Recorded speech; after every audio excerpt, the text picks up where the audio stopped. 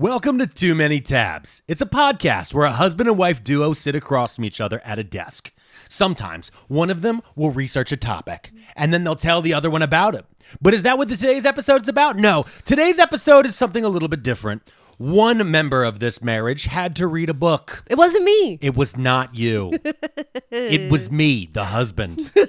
And what type of book did I read? Did I read a book about science? Literature? Did I read literature? Some would say this is literature. Did I read a book about history? Some would say this could be a history someday, somewhere.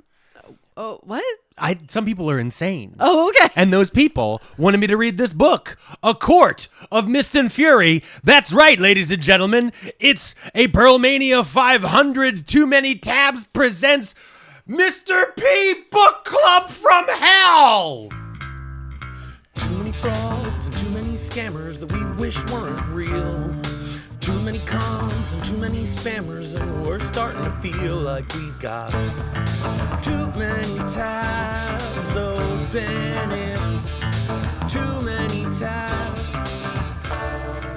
Remember to smile. That's right. That's right. We're back. We're here. We have so many things. We have a lot of announcements to get ahead of this episode. Oh, okay. The biggest announcement is obviously what I'm going to put on the thing where people could see possibly is my show schedule. Yeah. You can check the show notes The here. Soup from My Family tour. The Soup for My Family tour. We're going to Portland, Oregon, June 8th. Yep. I'm going to be in Buffalo, New York, June 13th. Facts. I'm going to be in Phoenix the end of June. I'm going to be in Austin, Texas. I'm going to be in San Diego. I'm going to be in Philadelphia, St. Louis.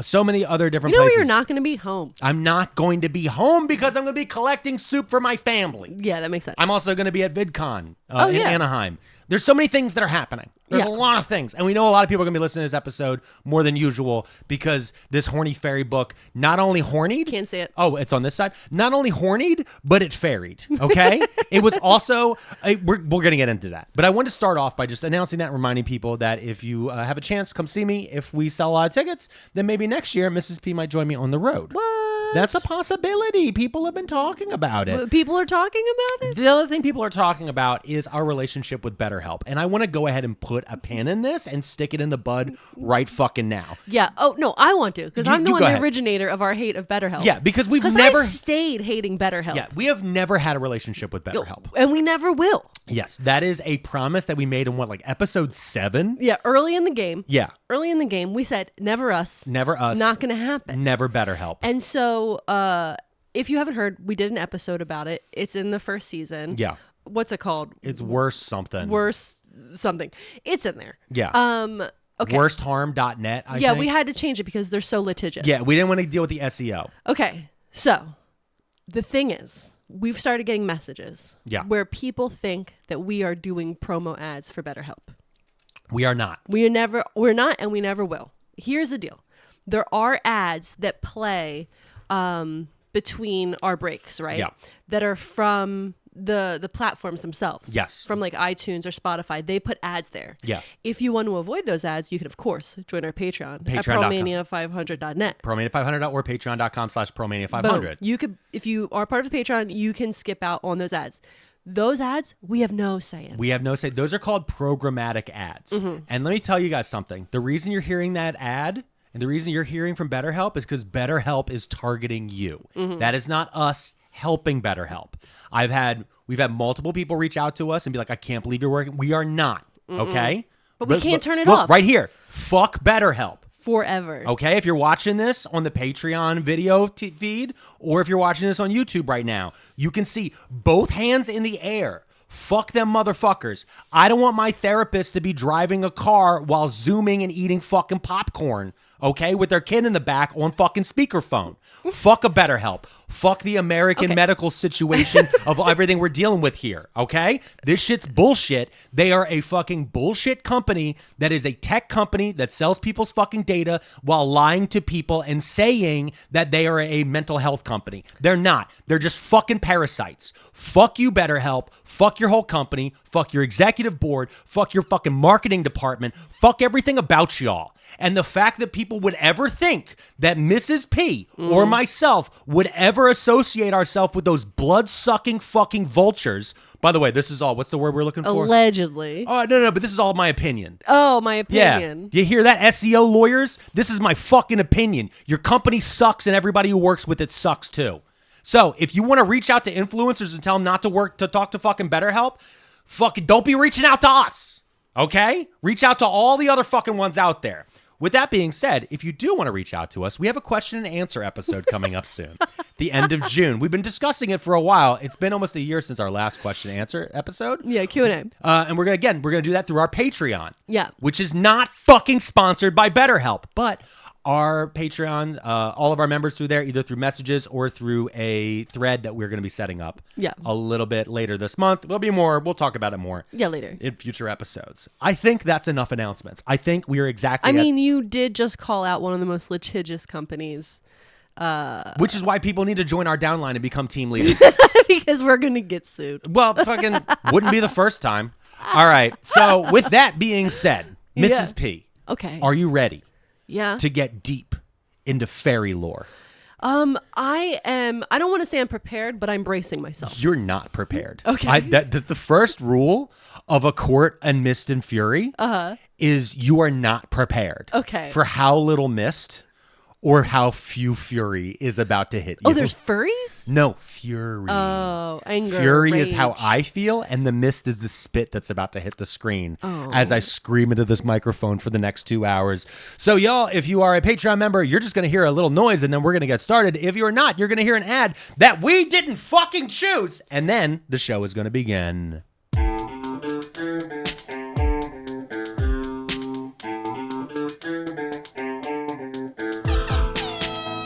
We're back. We're here. Ready for it? Are you ready? Buckled up. So before A Court of Mist and Fury, we read A Court of Thorns and Roses, ACOTAR, right? Yeah. So with this book, how much of it do you remember? Oh, okay. Gal gets kidnapped from her family, goes to Fairyland. Yep. Eats Beauty and the Beast for a while. Yep. And then there's another fairy that she kind of likes. There's an evil villain fairy that's trying to take over said kingdom. Skinny Ursula. The original Belle in this character, whose name was Fairy, or something like that. Feyre. Okay. And then she goes back home, but her family is like desolate and shit. Yep. And she wants to save them instead of living in their own choices. And then, but she goes back to him, the Beast, who's a fairy. Yep. But he's a prisoner at this point. Okay, I don't remember. That's all I remember. That's what I feel like. I feel like you weren't going to remember it because in the last, I want to say the last fourth of this book is almost a completely different book. Okay. Because the first 2/3, maybe even 3/4 of it, of the first book are Beauty and the Beast, and there's a curse, and you don't quite know what it is. Yeah. And then you find out the curse is a lady, and she's a general, and she's holding all of the major high fae, which are the royal noble fairies. Got it. Royal under fairies. the mountain. Yeah. And she's torturing them, and it's been 49 years, and it's a 50-year curse, and if it completes, then this whole thing happens. Yeah, okay. And she breaks the curse. Yes. So let me run down the characters for you first, Please. and then we're going to do a quick synopsis of this as fast as possible. Did we do that episode before I had a baby? Yes. Oh. This was from I was why do I feel like there's a blank hole in my brain where this used to be? Yeah, this Right. is from November. Our son did not exist. Well, he did. He but did, not but not out out in the open. He wasn't stealing sleep as much. No, he was stealing bone mass. Yeah. Okay. So the main character is Feyre Archeron. Fairy Archer. Yeah, okay. So Feyre, spelled Feyre. She is a 19-year-old girl. And during that story, she meets Tamlin. Got it. Tamlin was the High Lord of the Spring Court. Tampon. Yes, people call him Tampon because that's what their phone would autocorrect changes it to. Got it. His right-hand man was Lucien. Lucien, yep. There was a maid named Alice. Okay. Right? And then the evil lady, her name was Amarantha. Amarantha. Yeah. Okay. Or Amarantha. Like Omarosa. Kind of. Very same personality. Got it. All right. I'm just going to picture as Now, Omarosa funny now. thing is actually, as I was setting all this different stuff up, I discovered that Amaranth, that is a font. Oh. Yeah, and I'm actually using it during the bumpers for the YouTube on this one. It's all in Amarantha. Okay, so that's Amaranth. She works for the king of Hybern. Okay. Hybern is Ireland. Got it. Because, as the people who are watching this on video or anyone who's read this book will notice, that the map of this world is straight up just the British Isles. It is just the fucking British Isles with Belgium to the side. And they're like, Belgium is the continent. You're like, that's kind of weird. What? Don't worry about it, okay? So that's the first little bit you need to know. The other person you're talking about, because this is the map. Okay. Okay, do you see the map up there? Yeah. All right, so you see that that's Hybern. Yeah. That's Ireland. Yeah. This is Prythian, Okay. which is clearly just Scotland and England. Yeah. Right? And like a little bit of Wales. And then over here, they're like, this is the continent. And there's this line. Everything under the line's for humans. Everything above the line is for the fairies. Okay. Those are the realms. There's not a lot of space for humans. They're not on the island, but over here, this is. They get more land over there. Yeah, you're like, maybe there's more. It feels like they get France and Spain. I mean, Yemon. Yeah, that's pretty good. So the other High Lord, who's Tamlin's rival, his name was Rhysand. Right, Rhysand. Got it. He also goes by Rhys, Rhys. Okay. And so people argue if it's Rhysand, Rhys, or Rice. Rice brand. I say Rhys, but when I say his full name, I say Rhysand. But it's shortened. That's the way I deal with it. Okay. So those are the main characters. So in the last story, Feyre, living with her sisters and her deadbeat dad, gets kidnapped, or like she kills a wolf that turns out to be a fairy. Right. And then Tamlin shows up as a werewolf and is like, you owe me, you killed my guy. And she takes him back. And then she meets Tamlin, she meets Lucien, she meets Alice. She likes Lucien. She likes Lucien because he feels he's very like gay friend coded. Yeah. Because he's like a little prissy and like whatever and like likes to make fun of Tamlin every now and then. Then she she learns more and more about the world. She learns there's a curse. There's some sort of weird curse. And then eventually Tamlin's like, it's gotten too bad. Okay, we got to get out of here. No, you got to go. He sends her back to her family. Right. But her family's rich now. Because he was like, I'm going to give your family a lot of money. Right, that's because what it was. Magic is infinite. infinite. But they were empty people. But they're empty people. Got it. She goes back, she sees her sisters, and then she realizes, no, I need to go back because whatever's happening with Tamlin, like, I need to save him.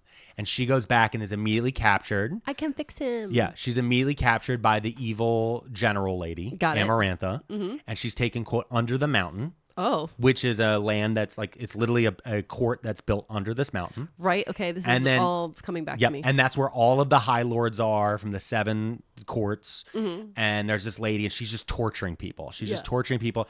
And she says that, that Feyre has to, if she can beat these 3 things and answer a riddle, then the whole thing goes away. Like she'll break the curse. Oh, okay, right. And she does, but during that, Feyre gets gravely injured, and she makes a deal with Rhysand, who is pretty much like they kind of like he's like kind of like a sexy devil.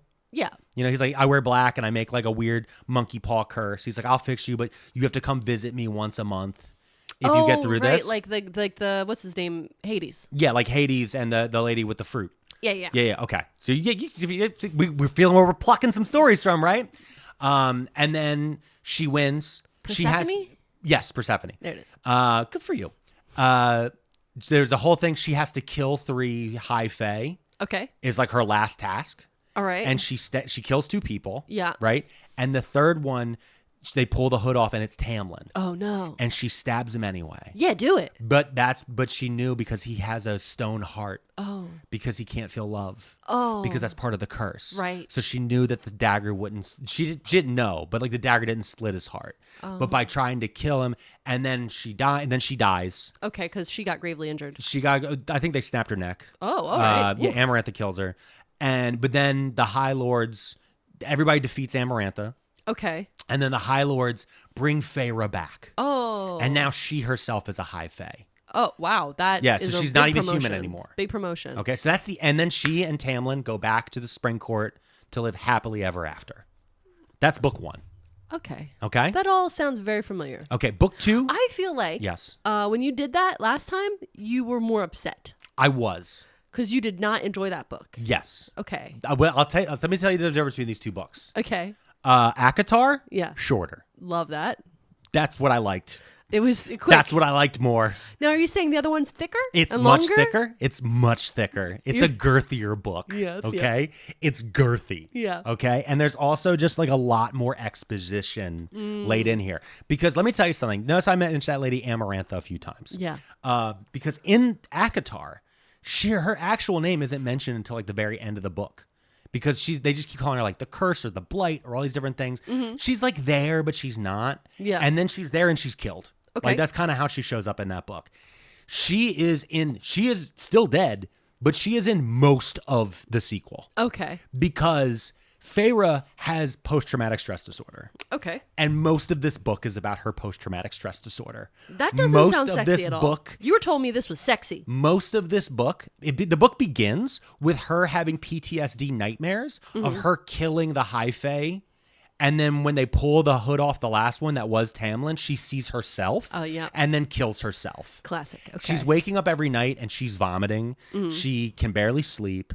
We're about 2 months since the end of the first book. She is a shell. None of this is attributed to the fact that she literally died and now she's a whole different species. She's trying to deal with that as well. Okay. So as a high fae versus a human, she's stronger. So like they keep saying like she keeps breaking expensive stuff.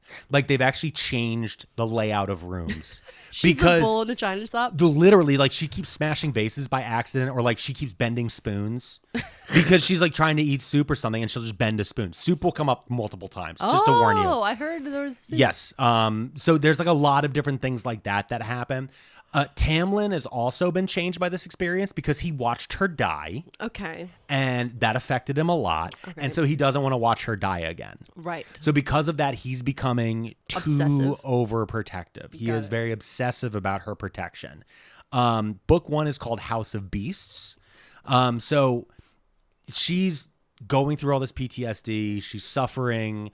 But she's also like kind of suffering in silence because again, she's still like 19. Maybe she's 20 now. I don't know. But she's like let's just go in with the brain of a 19-year-old. Yeah. She's a 19-year-old woman who grew up in poverty on the other side of a wall. Yeah. And who is now being like primped and dressed up to become the high lady, the lady of the spring court. Yeah. And like everyone's acting like she wasn't just murdered. Yeah. Like everyone's just kind of like brushing it over and like all these different things. Who's no, never it's been fine. murdered? Oh no, you're a little sad. Why don't you just like not be sad? Like that's a lot of that coding. Good vibes only. Yeah, live, laugh, love. And also she's not dealing with it herself. So like they keep writing about how like she and Tamlin like keep banging, but it's like like there's just like multiple times where like she'll be sad, so he fingers her. Like, oh, by the way, I should have said that early. Real quick. Fucking what's the word I'm looking for? Content warning? Content warning. We're gonna be talking about a lot of knuckling down in this. Okay, this episode do not listen to on speaker. Okay? Or also to family of ours. Yeah. Because we have some family members who listen to this show. Don't listen to this one. You're gonna have to hear me say some things, direct quotes from this fucking book that we're not gonna talk at the next barbecue. Yeah. And you want to talk to the next barbecue because we're getting some smoker meats out. We're gonna have some good meats. Don't ruin the smoker meats by listening to this episode. Yeah. Where he's gonna talk about weird, gross stuff. Yeah, there's gonna be a lot. Listen. Okay, you got kids in the car? Maybe not this episode. Not this episode. You're at work? Headphones. Okay. Headphones. You're not sure about this relationship and you're on a long drive? Maybe not this one. Turn it up. No, turn it up. You're Turn right. it up. You're right. Okay, so she and Tamlin, like, she keeps, like, she can't, like, get over the action she had to do. Uh-huh. That's, like, a big thing for her is like, she's having kind of a Lady Macbeth moment, Feyre, where, like, she keeps seeing the blood on her hands. So remember in the first book, she was upset. She's not able to compartmentalize. She's not compartmentalized at all. You know what? I want to, at the gate, say, I don't know how plausible this is. Because I remember her childhood sucking so bad. It's terrible. Terrible dad. Terrible life as a youth. Yeah. And sometimes when you have a traumatic lifestyle like that when you're little, your brain learns how to handle certain forms of trauma. Yeah. So I feel like maybe she should be able to compartmentalize this. We're going to throw this out here. Let this go until you're like 40 and in therapy. I'm going to throw this out there. Let me throw this out there. You ready for it? Yeah. I think she has a new brain. Oh. Because she's now a high fae instead of a human. Got it. That's another part. She's like immortal now. Yeah. They told her, like, basically, unless someone kills her, she will live forever. She's like, the body doesn't remember. Exactly. So you don't get that joke. I don't get that. Because my life was great. That's why I found you, because I needed to feel spice. No. But the thing is she also is trying to deal with the fact that she's going to live forever, and she had to kill people for that to happen. Okay. Because it's capitalism. She doesn't understand capitalism. Yeah. So the other part of it, though, is remember in the first book, she had her obsession with painting, and then how she expressed herself. She can't paint. Oh no. Every time she looks at the paints, she sees the blood. Ooh. Of like Lady Macbeth, like the blood on her hands. Like she's having these type of things.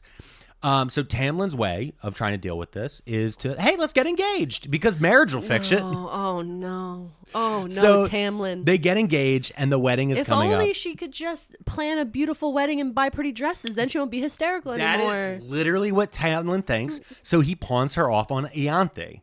Okay, I don't know what you just said. It's either, Ianthe. To me, that says Ianthe, or it could, which is like Beyonce, but for Ians. Ianthe. Incredible. Or it's Ianth, whichever one works better for your hoagie mouth, all right?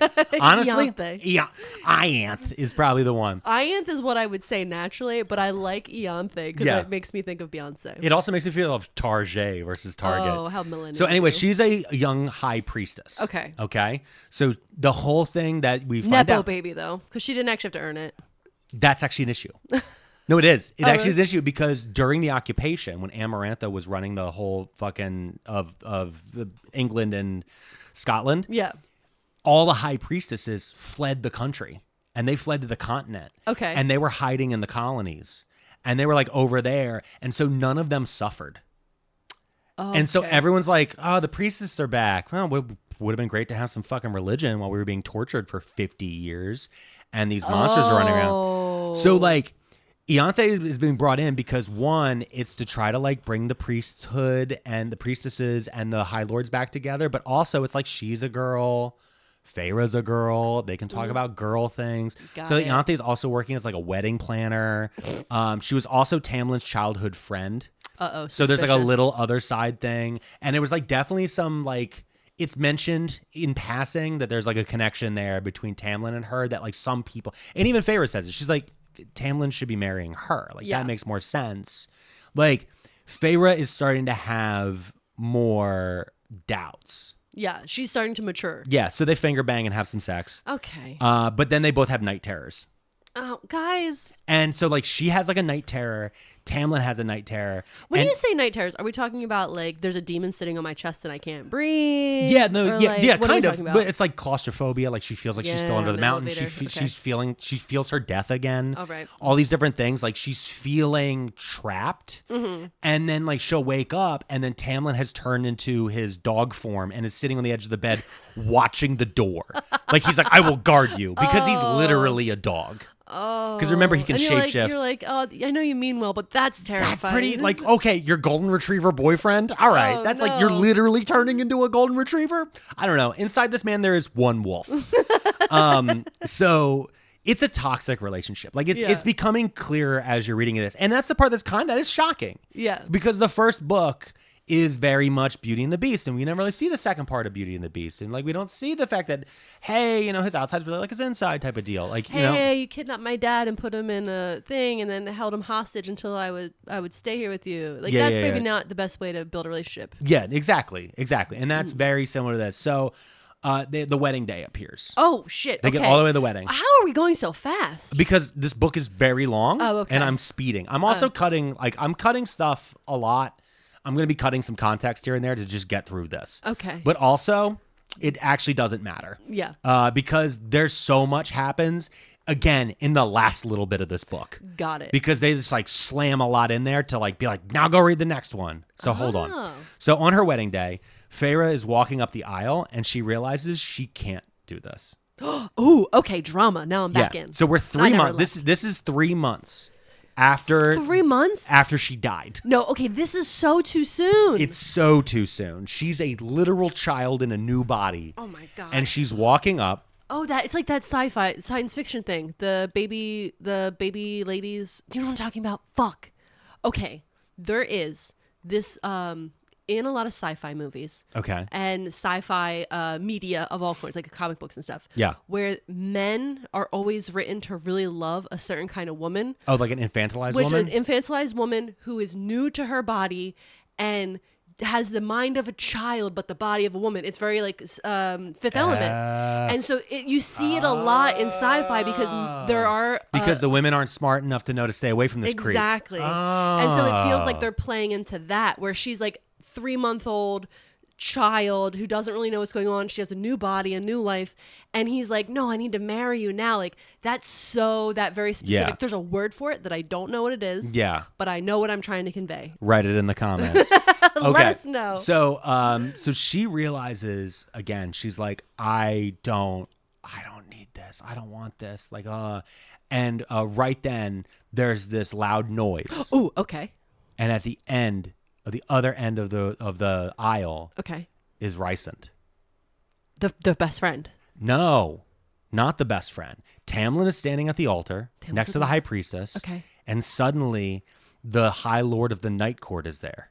Oh, because she owes him time. Yeah, but he's the High Lord of the Night Court. Did you download the Night Court opening theme song to our soundboard?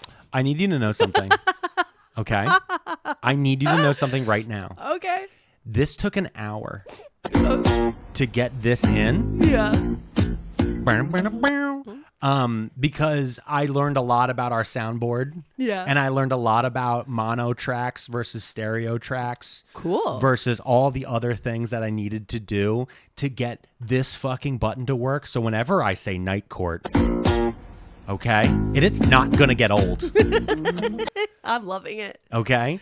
So he shows up and he's like, hey, we had a deal. Yeah, you owe me I'm time. calling in my marker. Okay. And she's like, thank God. She kind of is, but she's like, oh, okay. And Tamlin's like, and he's like getting mad at the other end. He's like, I'm going to punch some drywall. And they're like, but like, there's nothing you can do. Like, a rule's a rule. Yeah, you signed it in blood. Listen, this is what it is. Because she has the whole thing was she had this tattoo on her hand. And in that tattoo is the bond between her and Rhysand. Oh, and like Tamlin the didn't have Harry a way. Potter Yeah, tattoo. kind of like the Harry Potter scar. Yeah, type no, of like deal. they had snake tattoos, remember? Yes, the Deathly Howls tattoo. There it is. So yeah, it's like that he instantly had put on her. So they can't break that. Okay, cool. And so it's like weird. And so she's like, I'm gonna, I guess I have to. And she kind of like, she's like, okay, well, I need time anyway. So she goes like, I guess I have to go. Oh, geez. So she takes the opportunity and she leaves with it, and he takes her to the Night Court. Now, when they get to this place, it's not what she expects, because the whole thing is under. You're saying Roz isn't there? No, Roz isn't there. Bull isn't there. Okay. Okay. Marky Post isn't there. I'm not going to like this Night Judge Court. Harry isn't ruling, right? By using magic and wit to figure out how to bring relationships together. Yeah. Like, that isn't happening, okay? Boo. John Larroquette is nowhere to be seen at this Night Court, okay? It's not going to get old. So, but he doesn't take, like, when she gets there, she's kind of shocked because it's actually on top of a mountain, but she was always told it was underneath one. Because at Amarantha's court, everyone said repeatedly that under the mountain, where she designed that to be exactly like the Night Court land that this dude Rhysand ran. Okay. And that it was supposed to be all like fucked up and goth and like into leather dusters and all right. BDSM. Cool. Very like the people, like the people who do the hooks in the backs. Yeah. It's supposed to be that. It's very supposed to be Rob Zombie coded. Yeah. And she shows up and it's like on top of a mountain and there are no walls. Oh, beautiful. And she's like, oh, immediately she feels better because she's having like intense claustrophobia. Yeah. And like Tamlin hasn't let her leave the house that often. Oh, like okay. she He's hasn't been able to leave helping her. Yeah, because and she just feels trapped because again, under the mountain, she was trapped. She was held in a cage, all these different things. Rhysand shows and he's like, here you go. You're here now. This is the deal. You have to stay for a week. That's the bargain. And then he just like leaves her. He's like, there's some clothes in a room, whatever. And he like walks away. And she's like, what the fuck? And he hears her like talk to another lady. And it's like, and then she's like, all right. So she goes to her room and they make a big deal of she finds like clothes that for this court, and like the way they describe it, it's basically like a teal. Okay, how do I say this properly?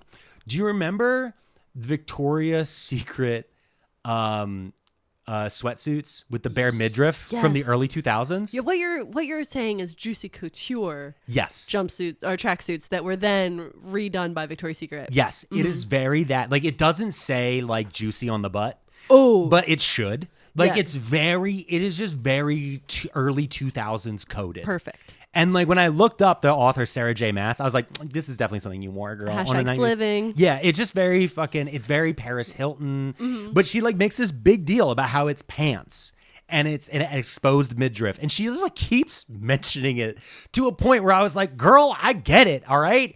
You need soft pants. You need to go goblin mode for a little bit. You need to get away. Burrito into those blankets. Yeah. Okay. So she sleeps and like she has more nightmares. But they feel a little bit better because again, even though it's in the mountains and there's snow around, it's open. Yeah. She doesn't feel trapped. Feels like she can leave at any time. It feels like it. But she doesn't want to. Because of the blankets. But also she's not supposed to because of the bond. Like, so like, all right. It's like she can, but she can't. It's weird. The next day, Rhysand introduced her to her cousin Mor, which is short for Morrigan. Morrigan? Yeah. Okay. Couldn't we just call her Morgan? Morrigan? No, but like the No, author. it's the Irish version. You know what I mean? Like Morrigan. Okay. You know what I mean? All right. But she just goes by Mor, M-O-R. M-O-R. So, and she's like beautiful and nice, and Feyre's kind of like short with her, but Mor's like, okay, I get it, girl. Like, you've been through a lot. Yeah, basically, yeah. Like already they've seemed to show more like compassion to her than anyone has shown her in 3 months over at the Spring Court. We're like, everything's fine, just be fine. Yeah. They're like, would you like some hot soup and alone time? Yeah. So then they go through a whole thing with Rhysand is like, hey, just so you know, like you have special powers now that no one else has. And she's like, what? And he's like, yeah. He's like, I heard you call. And she's like, what? He's like, that's why I showed up. You called me through the bond. And like, I could hear it in your brain. Oh. And he's like, he's like, you need to protect yourself from that. She says, what do you mean? And so he teaches her how to build these like mental shields. Okay. And he describes it literally like, it reminds me a lot of. So he's teaching her how to create boundaries? Yes. 100% mental boundaries. Okay. But the way he describes them, it reminds me of like the metal shutters that you have like at the mall when they're closing at the end, like these big metal doors. Like the deli? Yeah, like the big deli gate. Yeah. Or like a garage door, like being pulled down. So like he just has her just keep picturing them. And she's like, it's exhausting picturing these shields all the time. It's like, girl, okay, whatever. What is your problem? What do you do? Are you going to a job? No. So she keeps picturing those. And then he's like, also, don't think I didn't remember that you don't know how to fucking read, girl. So he has her learn how to read. I love like aggressive spite compassion. Yeah. Yeah. Listen here, you little jerk. You think I don't know you don't know how to read? Shut up, you're gonna learn how to read. Well, that was the second test, remember? Yeah. When she was under the mountain, it was like a thing was gonna come down and crush Lucien. Yeah. And all she had to do was like read a thing that said like, this is the right button. Yeah. But she couldn't fucking read. Oh, and so he like went in her brain, it's like, it's the second button, idiot. And she pushed a button and everyone's like, oh, boo. He told me she couldn't read.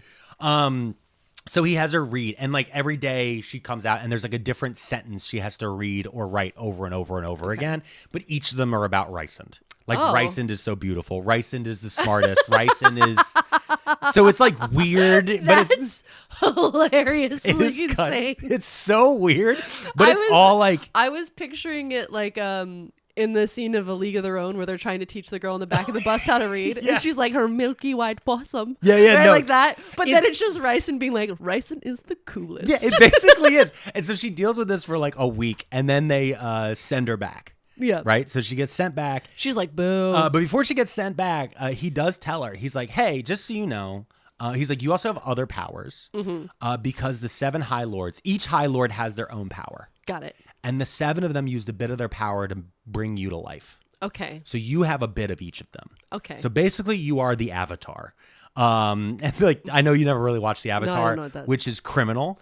And now everyone should get in the comments blue and yell, movie? fuck you. That's the blue movie. Fuck you. Dances with Wolves Blue. Korra didn't die for you to be saying shit like this. I don't know who Korra is. Aang saved the world from the Fire Lord. Okay? You're just saying things. So basically, each High Lord has their own power. So Rhysand of the Night Court, right? He has the power over darkness. Okay. So he can do like darkness stuff. Tamlin, he's a beast. He can shapeshift into beasts. Could she shapeshift a little bit? She is supposed to have all these different people's powers because they go down all of the different courts, and he like kind of describes them like a little bit, and he's like, you might have some of these powers. And he's like, and it's very important that you know that because war is coming. And she's like, what? And he's like, yeah, the king of Hybern, Amarantha's boss, he is going to invade Prythian because he still hates humans, and he is still mad about losing a war 500 years ago. And he wants to kill all the humans or re-enslave them or whatever it is. All right. But basically, he's like, Ireland's coming. Because remember, Hybern is Ireland. Yeah.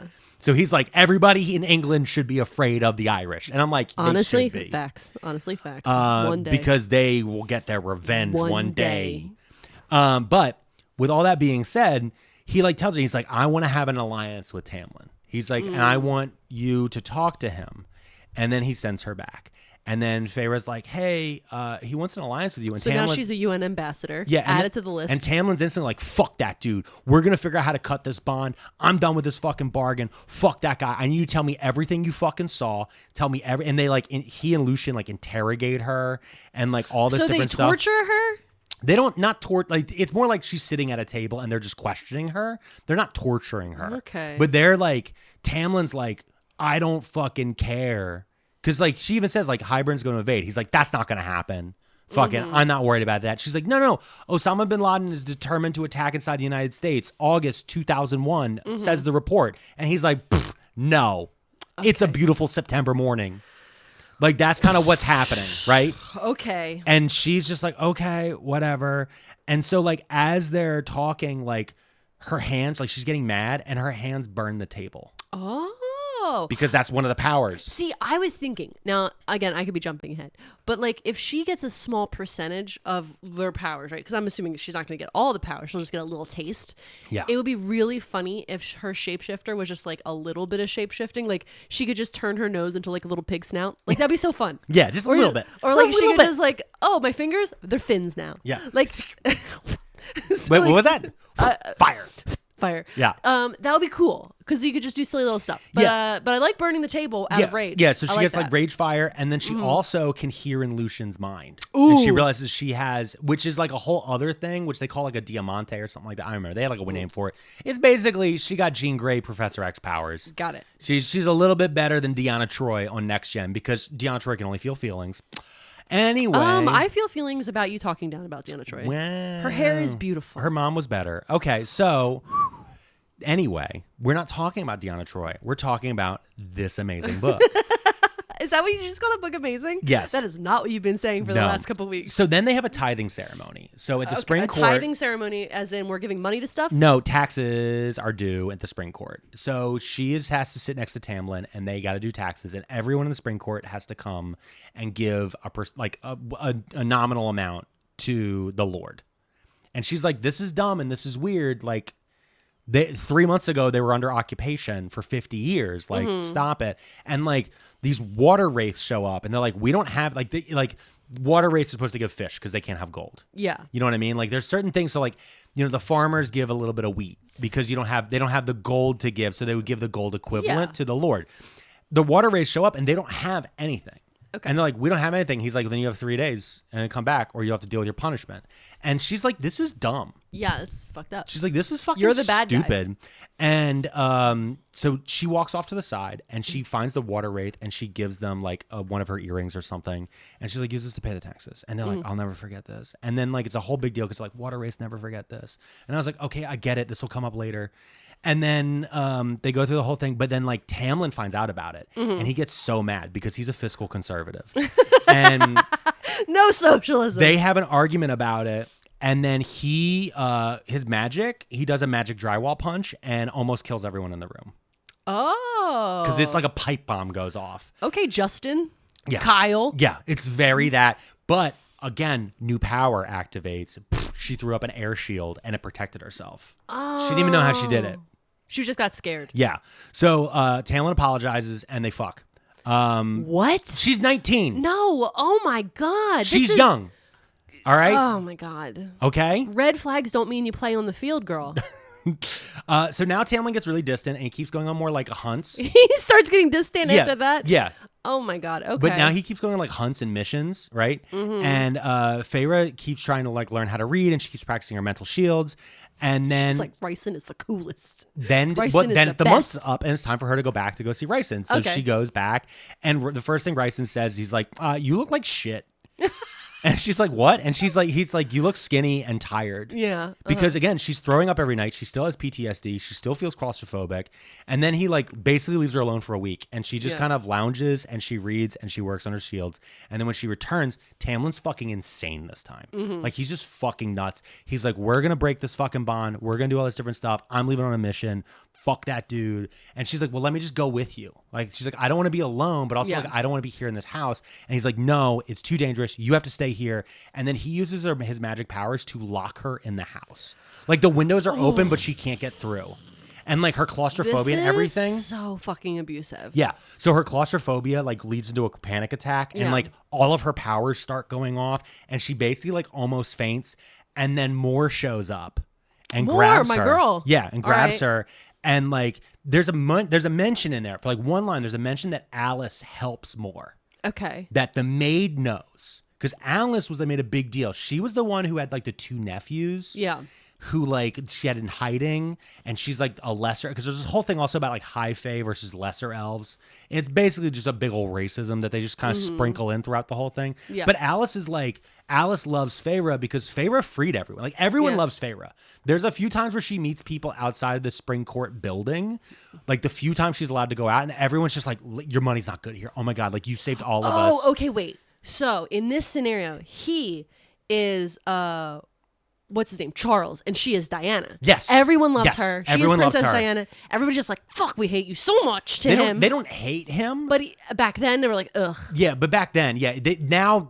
Yeah, we all hate him way more now. Yeah. If this is them in the, but she's Princess Diana, beloved. Yes, okay, 100%, because she actually does stuff, and she wants to see change, and she wants people to be happy. Yeah, she's giving out earrings to pay taxes. Exactly, Princess Di stuff. Yeah, exactly, very much this. So Mor gets her, and they bring her back to the Night Court. Okay. So Rhysand explains that he heard her screaming through the bond. Yeah. He's like, "I heard you." He's like, I couldn't come get you. I sent Mor because if I got you, this would have been a declaration of war. Got it. With her doing it, it's like its own thing. Yeah. So he's like, "Oh, but now listen, you can chill here as long as you want. You can leave whenever you want, whatever." He's like, "I just knew that you were in pain. Yeah. And you needed to get out, whatever that was." Mm-hmm. And he's like, also there was like this weird drywall moment I felt.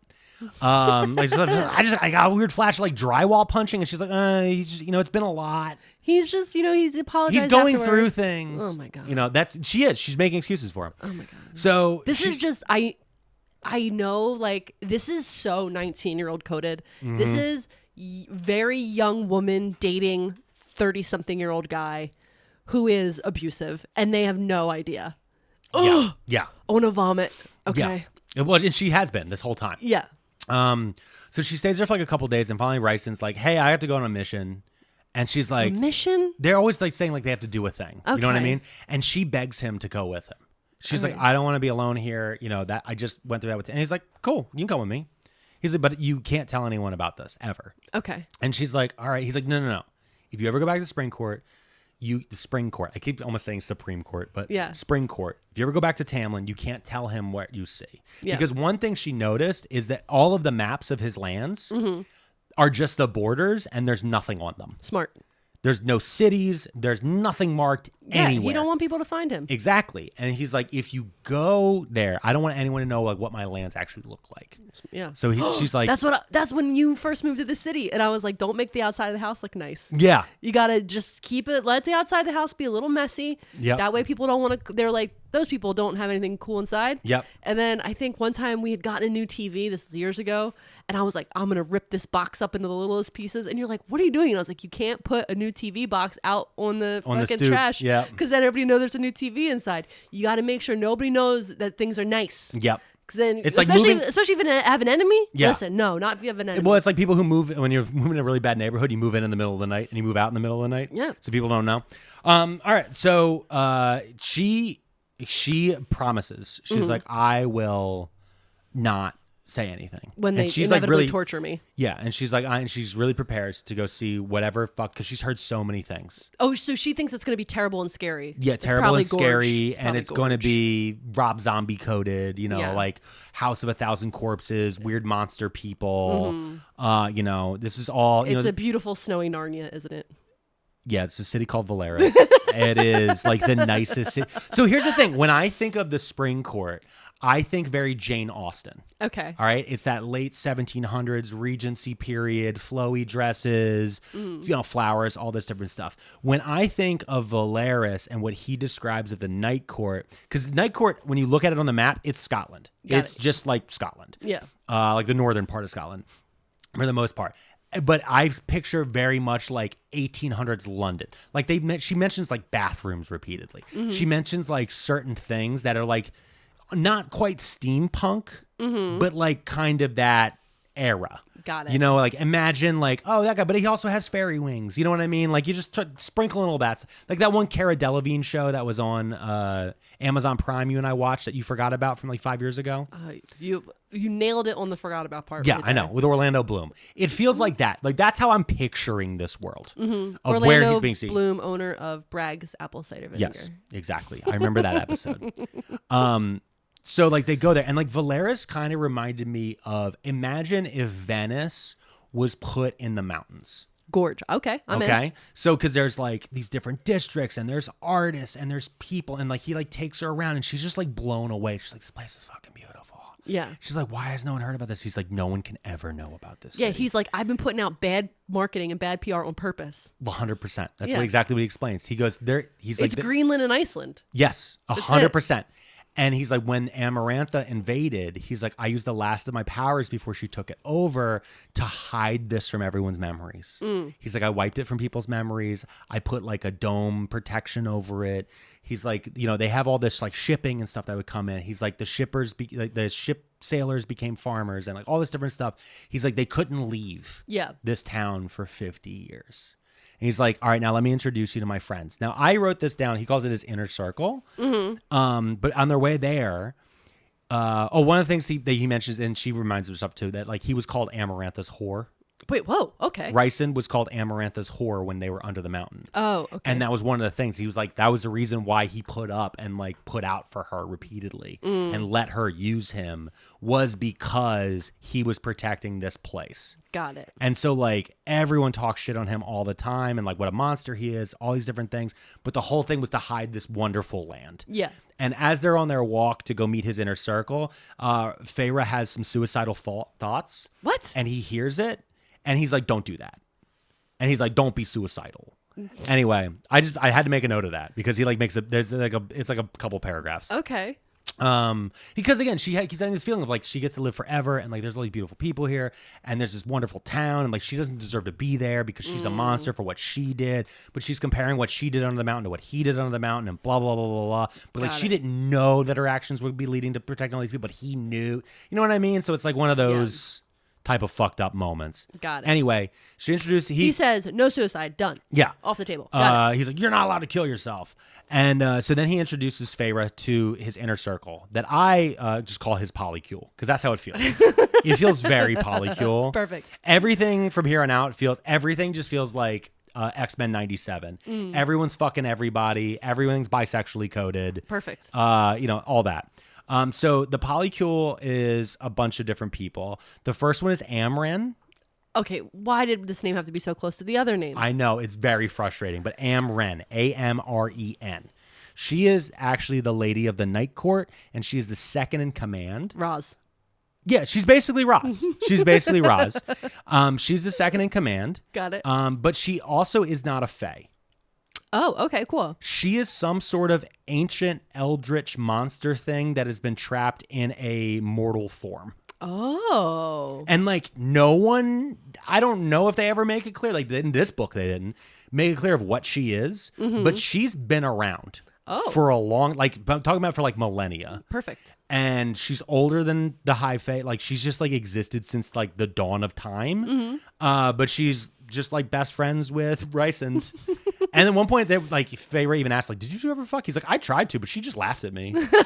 Incredible. Because she has that like old lady, like she's not old, like she still looks like our age, like she looks 40, she just looks normal, but she has like that ancientness to her. Yeah.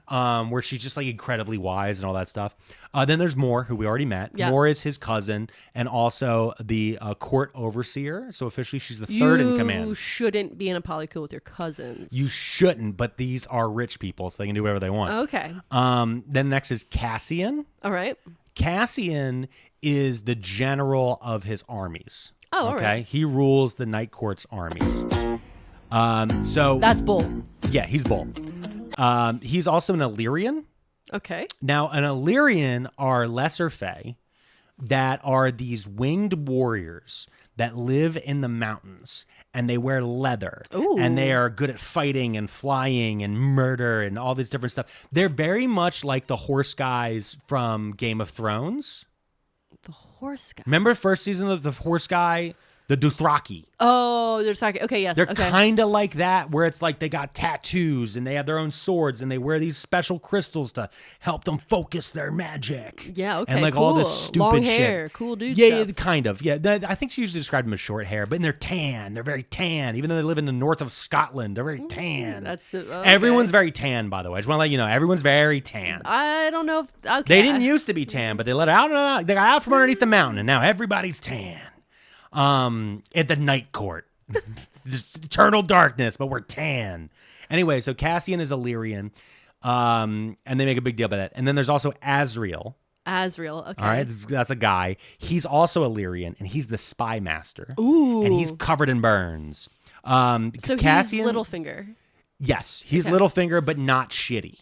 Okay. He's a good guy. All Okay, he's covered in burns. Cassian and Azriel are both bastards. Okay. And so like they were very rejected by the Illyrians because they didn't have like a family tree that was good. Okay. But they are Illyrians, and they're probably the strongest of their people. But again, everyone looks down on them. So Rhysand was like, "Fuck y'all, haha! I'm going to use them because Rhysand believes in meritocracy." Oh. Okay. Rhysand is also half Illyrian. Oh, okay. They explain later the horrifying nature of the Illyrians, and I'll get into how they are basically Sky Taliban, but we'll talk about that later. Okay. Okay, so they all have like dinner, and they're all like, "Oh, we like her. She's a little snippy," because that's kind of how it goes. a little It's bitchy. again, she is been held in captivity by everyone, and yeah. then finally she's surrounded by people who just treat her like a person, and then she's like, "I love them. They're my family." Like instantly, she's just in. Like this very What you call that is trauma bonding. yes, 100. This whole book, that trauma bonding should be called Mist and Fury. You're the first people to be nice to me and treat me like a human. I'm going to do whatever you say. And that's how you end up in a cult. That's 100% how cults work. I know. Now they tell Feyre, they tell her more about the plans. They tell her more about Valeris. They tell her more about the King of Hybern, and then they're like, we have to find out. We need more information. And they're like, Feyre, because of what we think that you and Rhysand need to go talk to the Bone Carver, and he can give us more information. Ooh, the Bone Carver. Yes. Is this person cool? So the Bone Carver lives in a prison. No. An ancient prison. All right. he's On been an there. island All right. north of Scotland, the Night Court, and it's under a rock. Okay. It's like a magic rock that you can walk through. And the thing is like when they try to go there at first, and Feyre has a panic attack, she's like, I can't do it, and they go back. Yeah. By the way, when they're in Valeris, he just lives in a townhouse. Okay. It's not a big, like, there is this place called the House of Wind that is supposed to be like the High Is it Lord's like a Manor. 3-story townhouse? Because it's a polycule. So like, are there? Yeah, but this is just his town. They all have their own Oh, places, got but it. yeah, it's like a 3 or 4 story townhouse. But again, that's the reason why it feels very like 1800s London. You know what I mean? Like it feels like a brownstone. Like Yeah. he has like a brownstone where he has like a landing area on the roof and stuff like that. Okay.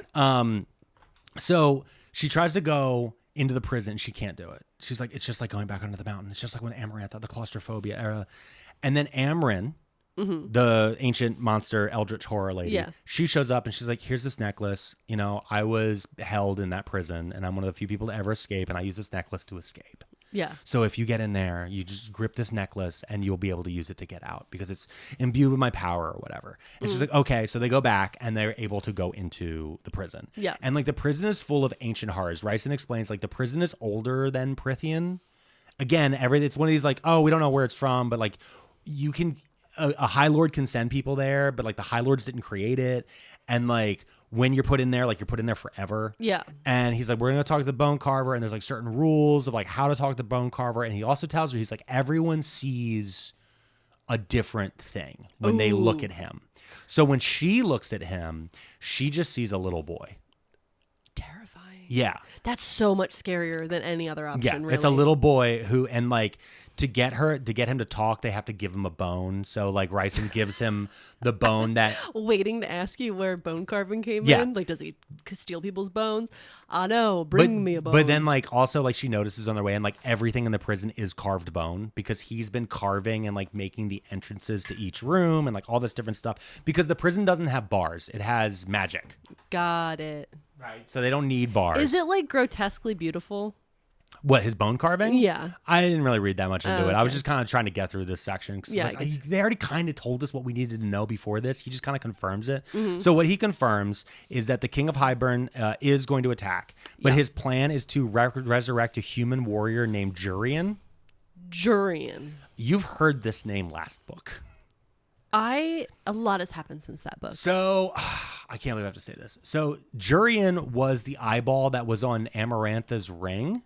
Oh my God. So she had this ring that was an eyeball that just kept wildly looking around because Jurian was the human lover of Amarantha's sister.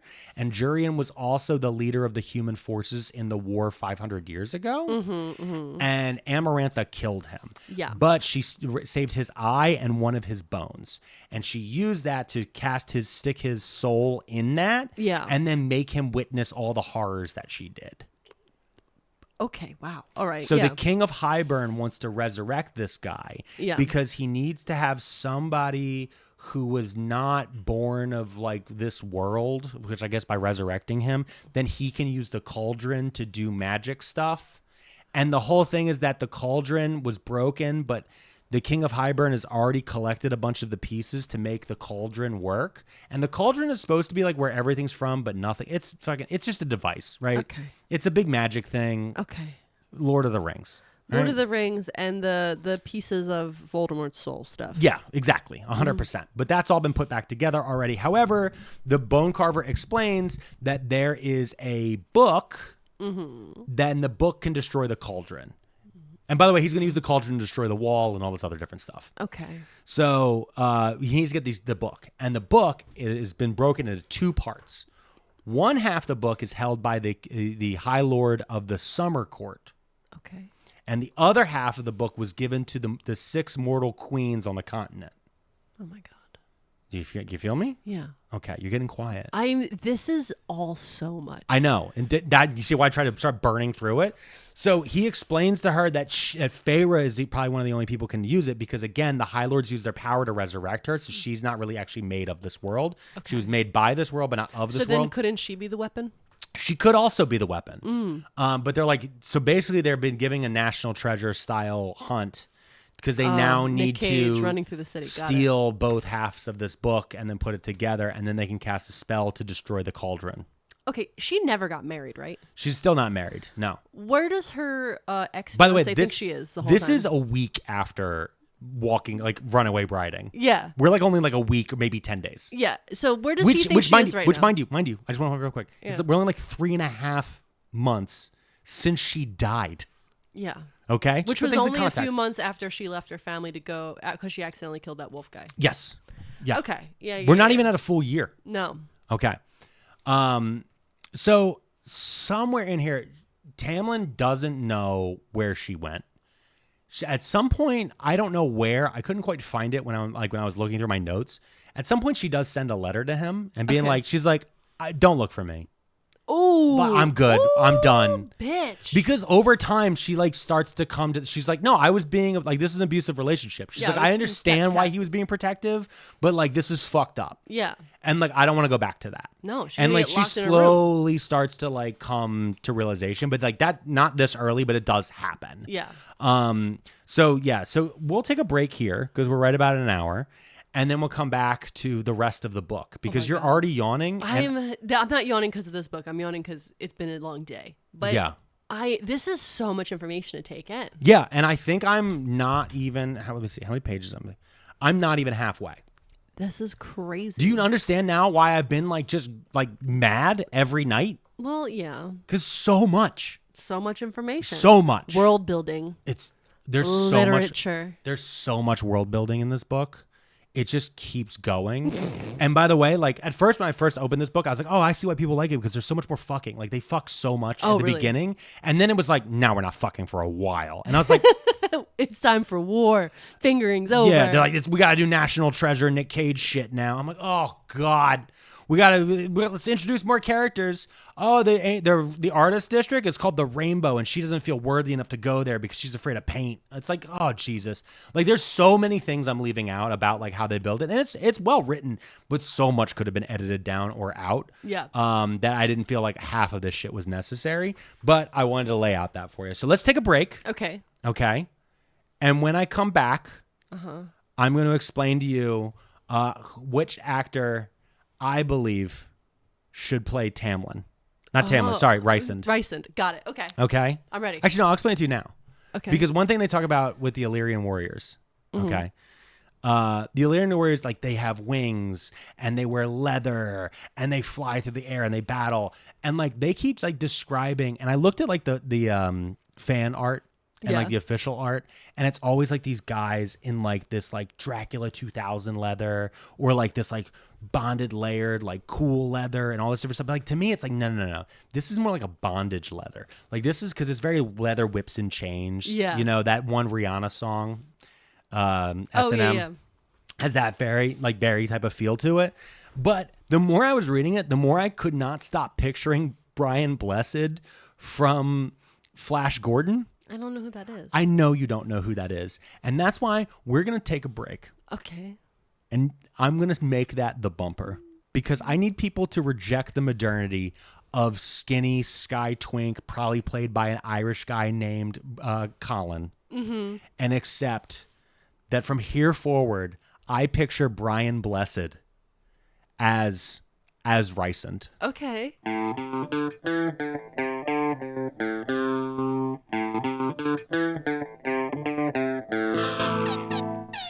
And we're back. We are back and different. And very different. You had to go get a cup of coffee. I had to make a pot of coffee. And then I showed you the image. Thank goodness I had the coffee because the image shook me. To your core. Yeah. To your core. Because that is, the Embrace Tradition guy is incredible. That is Brian Blessed. He is a very famous British actor. Yeah. With a very deep voice. That's how we're picturing our character now. Yes! Come to me, Feyre! Let us fight the Tamlin! We must stop the King of Hybern! That's how he talks. Okay, great. There's a great scene for anyone who hasn't seen it in Flash Gordon, which was released in like 1980. The whole movie the soundtrack was done by Queen. It's a terrible movie. It was just a lot of people on cocaine being like, how do we beat Star Wars? And they did not succeed. They did not. But it is camp. Because of the cocaine. It is so camp and it's so good. And Brian Blessed with thighs out, wearing sandals. So much thigh meat. He is, yeah. Yow. He's an amazing guy. He was also in Blackadder. But anyway, let's get back to what everybody really wants to talk about. And that is A Court of fairy Mist books. and Fury. A Court of Mist and Fury. All right. So I told you they went to the Bone Carver. Bone Carver, yep. Okay. Now they set up a test. Because one of the things they say is that, hey, you know, like for this book that we're trying to find at the Summer Court, it might not look like a book. Okay. It'll have a piece of the High Lord in it, though. Oh. Because the High Lord will probably use his magic to hide it. So we need to see if Feyre can find an object that has a piece of a High Lord in it. And he's like, Rhysand's like, there's an object out there that you can find that has a piece of my magic in it. Oh. It's this ring that that my mom had that is at the Weaver's cabin. So we just left the Bone Carver. Okay. And then we go see the Weaver. We're going to the Weaver cabin with him for her to find things like a little truffle pig. Yeah, exactly. Yes, exactly. Oh my God, I'm so glad you drank coffee. Okay, you're back in. I'm back. Yes. I know I was never not in. I was just losing energy. You were dying, and I've taken Sudafed, and we're all here. Yeah, we're here. Okay, we're methed out. We're here for some fairy finger banging. Yeah. Okay, so he takes to this place called it's a cabin in the middle of the woods. Danger, girl. Don't go to cabin in the woods with guys. And it's owned by someone called the Weaver. Now the Weaver is described as this beautiful woman with long stringy hair and pale skin who is sitting in the corner. She does not have eyes. She is singing sweet songs that are all horrifying. Yeah. And her cabin is cluttered with all this different stuff as she weaves in this giant loom. And she's basically just like a monster. She's just like a big monster thing. But again, she can't see. And Rhysand makes a big deal. He's like, if I go in there, she'll sense my magic. I'm picturing Cate Blanchett in this role. Sure. Yeah. I'm picturing overly done CGI. Oh, okay. Because it's going to feel very overly done CGI, you know? And again, it's one of those things. It doesn't have eyes, just scary mouth. Anyway, Feyre's doing great until she picks the ring up, and then immediately the monster knows she's there. And so the second she's like, you're there, and she turns, she's like, who's there? Who's the thief? And all of the doors and windows shut. Ooh, creepy. And immediately claustrophobia. Feyre's like, oh my God, I'm going to die, and I have claustrophobia, and I can't sleep. And the monster's trying to get her. So Feyre grabs a lit candle and throws it at a wall and lights the cabin on fire. Okay. And then crawls up the chimney. And while she's like half stuck in the chimney as the monster's chasing her, she decides that she doesn't want to die. And she finds the strength within her. And from here on out, she decides that she is a survivor. Okay. Yes. Okay. Great. I'm glad for her. Because she didn't learn this power from Ianthe. She learned it from Beyonce. Wow. Okay. It's weird that she had to go through that specific event to feel this way, but I'm happy for her. But this proves again that she can use. I did just picture, what was the scary movie? Not scary movie. It was the Christmas movie where John Leguizamo was coming out the chimney with Santa. Oh, the bad, not bad Santa. With the sleigh movie. Yeah. The one. The guy from Stranger Things. Yeah, it was. We watched it. It's incredible. It's one of my top 5 Christmas movies. It is definitely. It is the movie. What's funny is it's the movie from Scrooged that they wanted to make. It's not Santa's Sleigh. What the fuck was it called? I'm gonna look it up while you tell me. Part of me wants to say Jingle Hell, but it's not.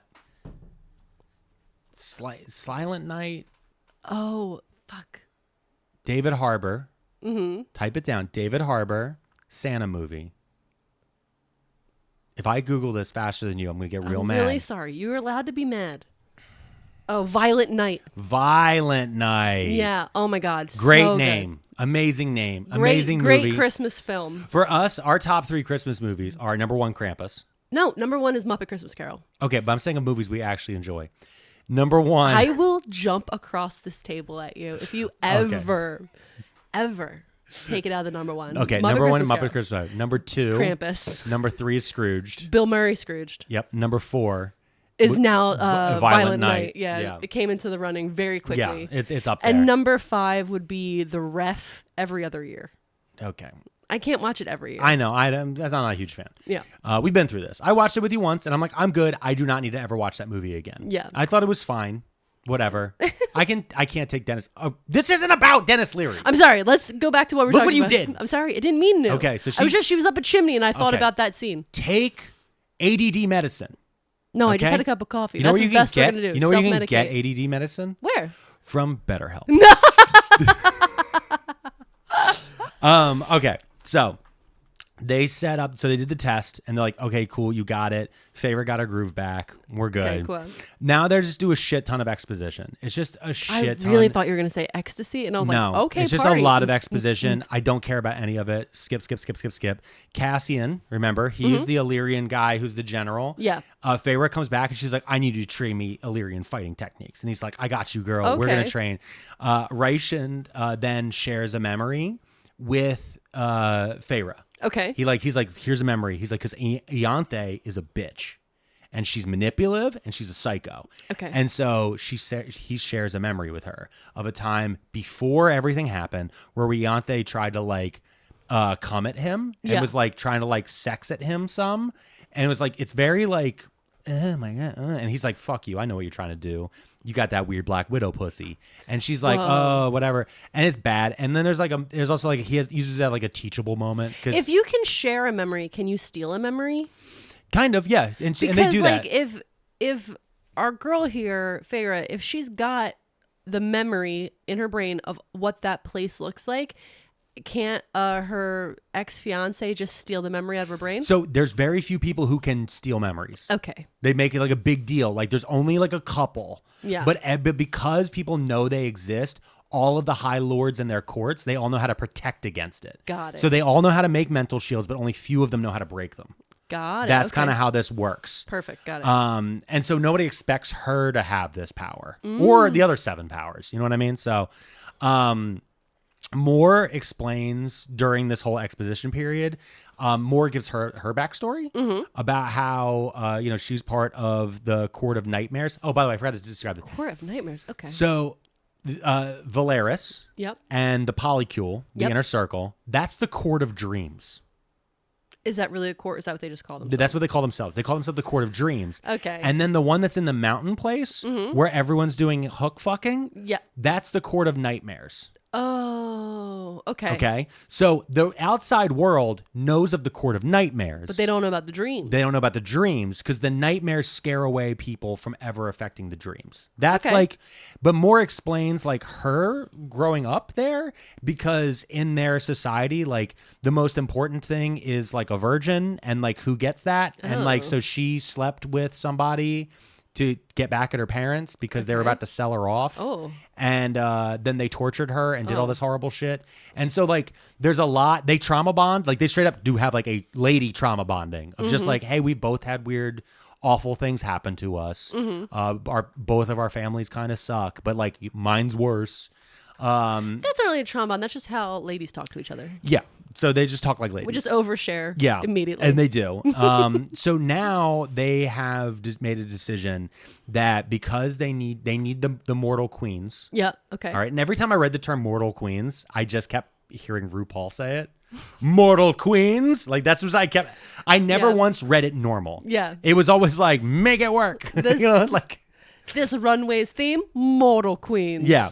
So they decide that the best way to reach out to the human faction, because they have to go on the other side of the wall to reach them, is they should go to Feyre's family, to their estate, and use that as like an embassy neutral location.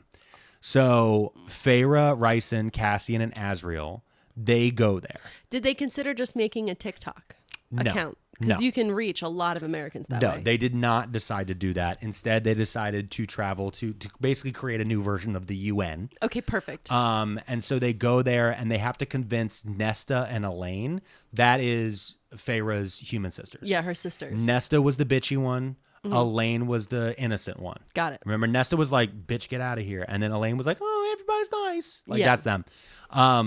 That's called Three Sisters. Yeah. So they show up. Feyre's the strong one. Yeah.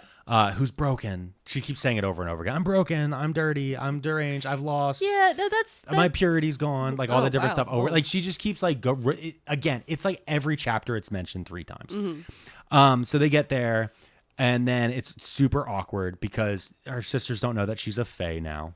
Oh. Like remember, she died. They don't know she died. Okay, cool. They don't know that she left the last fairy guy. She doesn't like to go to the bathroom and close the door. Yeah, she's there with new fairies. But when she first shows up, she's there by herself because the other fairies are hiding. Yeah. And then she's like, I want you to meet the other fairies. And then they like explain like what's been going on. Their dad isn't there. He's traveling because he's trying to do some sale. Even though they're rich forever, her dad is now like, I'm going to be a merchant guy again. Oh my God. Because, her dad is literally the worst. He sucks. So they explain that Elaine is engaged. Oh, Mazel Tov. Yeah, to a local lord, a human lord, who hates fairies. Oh, no. He hates fairies so much that he gave her an iron engagement ring. Because locals believe that iron can kill fairies, or at least scare them off, and it's not true. Okay. They made a big deal about it the last book. But they have like an argument. This is like getting like a MAGA engagement ring. Yeah, kind of. Yeah. When you make racism your brand. Yeah. You know what I mean? Like, you're putting the racism and bigotry into your wedding engagement ring. That's wild choice. Yeah, exactly. So the sisters agree that they can use the house to meet with the mortal queens. Got it. They meet the fairies. Their exposition. Duh. They're going to send letters to the queens. Okay. Everybody will meet there. So then they go back to their world. Oh, no, before they go back to their world, Rhysand and Feyre, while everybody's like kind of like discussing stuff, they go out to the woods and they are doing a little flirting and they're doing a little training. Oh. And a little bit more flirting. And then the ACOTAR attacks. I don't know what that is. You do. We met him in the last book. Oh, no. He is a giant bat monster. Okay. So he's a bat fairy monster. A bat fairy. So, okay, remember the Dracula movie with Gary Oldman? Yes. Remember how he looked as a bat? Yeah. That is like as like a half bat, half man, yeah. man bat monster. Oh, Gary Oldman always is so good That's at stuff. the ACOTAR. Okay. Got it. So he's a big bat monster thing. Feyre is able, like, Feyre and Rhysand are there, and then she hears a noise. She turns around, the ACOTAR's there, and Rhysand isn't. Oh, no. And so she fights him, and she's finally able to do this thing called winnowing, which they made a big deal about, but I haven't brought up till now. It's basically teleporting. Like, she can do Nightcrawler bamfs, where she's like, poof, poof, and then appears somewhere else. All right, yeah. Like, that's like her whole thing. She's like, I can do the thing. So she does the bamf thing, and she winnows. And because of that, she's able to like get away from the ACOTAR, and then Rhysand is able to capture him. And then Azriel shows up, the spy master, is like, I got this. And then he takes the ACOTAR and they vanish. Where the fuck he come from? He was back at the house. And he's just like, I got it. And they take the ACOTAR away because the Okay. ACOTAR is all bound up and everything. And like Feyre gets mad at Rhysand because he admits he kind of used her as bait because he knew they were being tracked. And she's like, I don't mind being used as bait. I mind that you didn't tell me. Gotta tell him. Because she's like, a lie of omission is still a lie. Yeah. She didn't say those Consent words. is necessary. Yeah, she didn't say those words. But she doesn't have those words yet. She doesn't have the tools. Yeah. We're not there yet. But she understands that, like, why it happened. But again, she's like, just like a little pissy about it. But they go on a date. They have like a date night. She's so bad at this.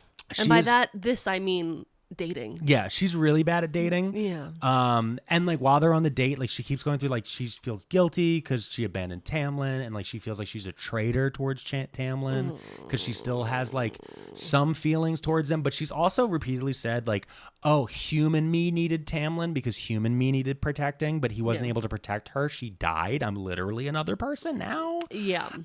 So there's like a little bit of that happens. The ACOTAR, by the way, they capture him and they torture the fuck out of him. Oh. And get all sorts of crazy information about like how the King of Hybern is like trying to track Feyre, how the King of Hybern knows that they're trying to do stuff, and like blah, blah, blah. It goes in all this. But then they go on the date.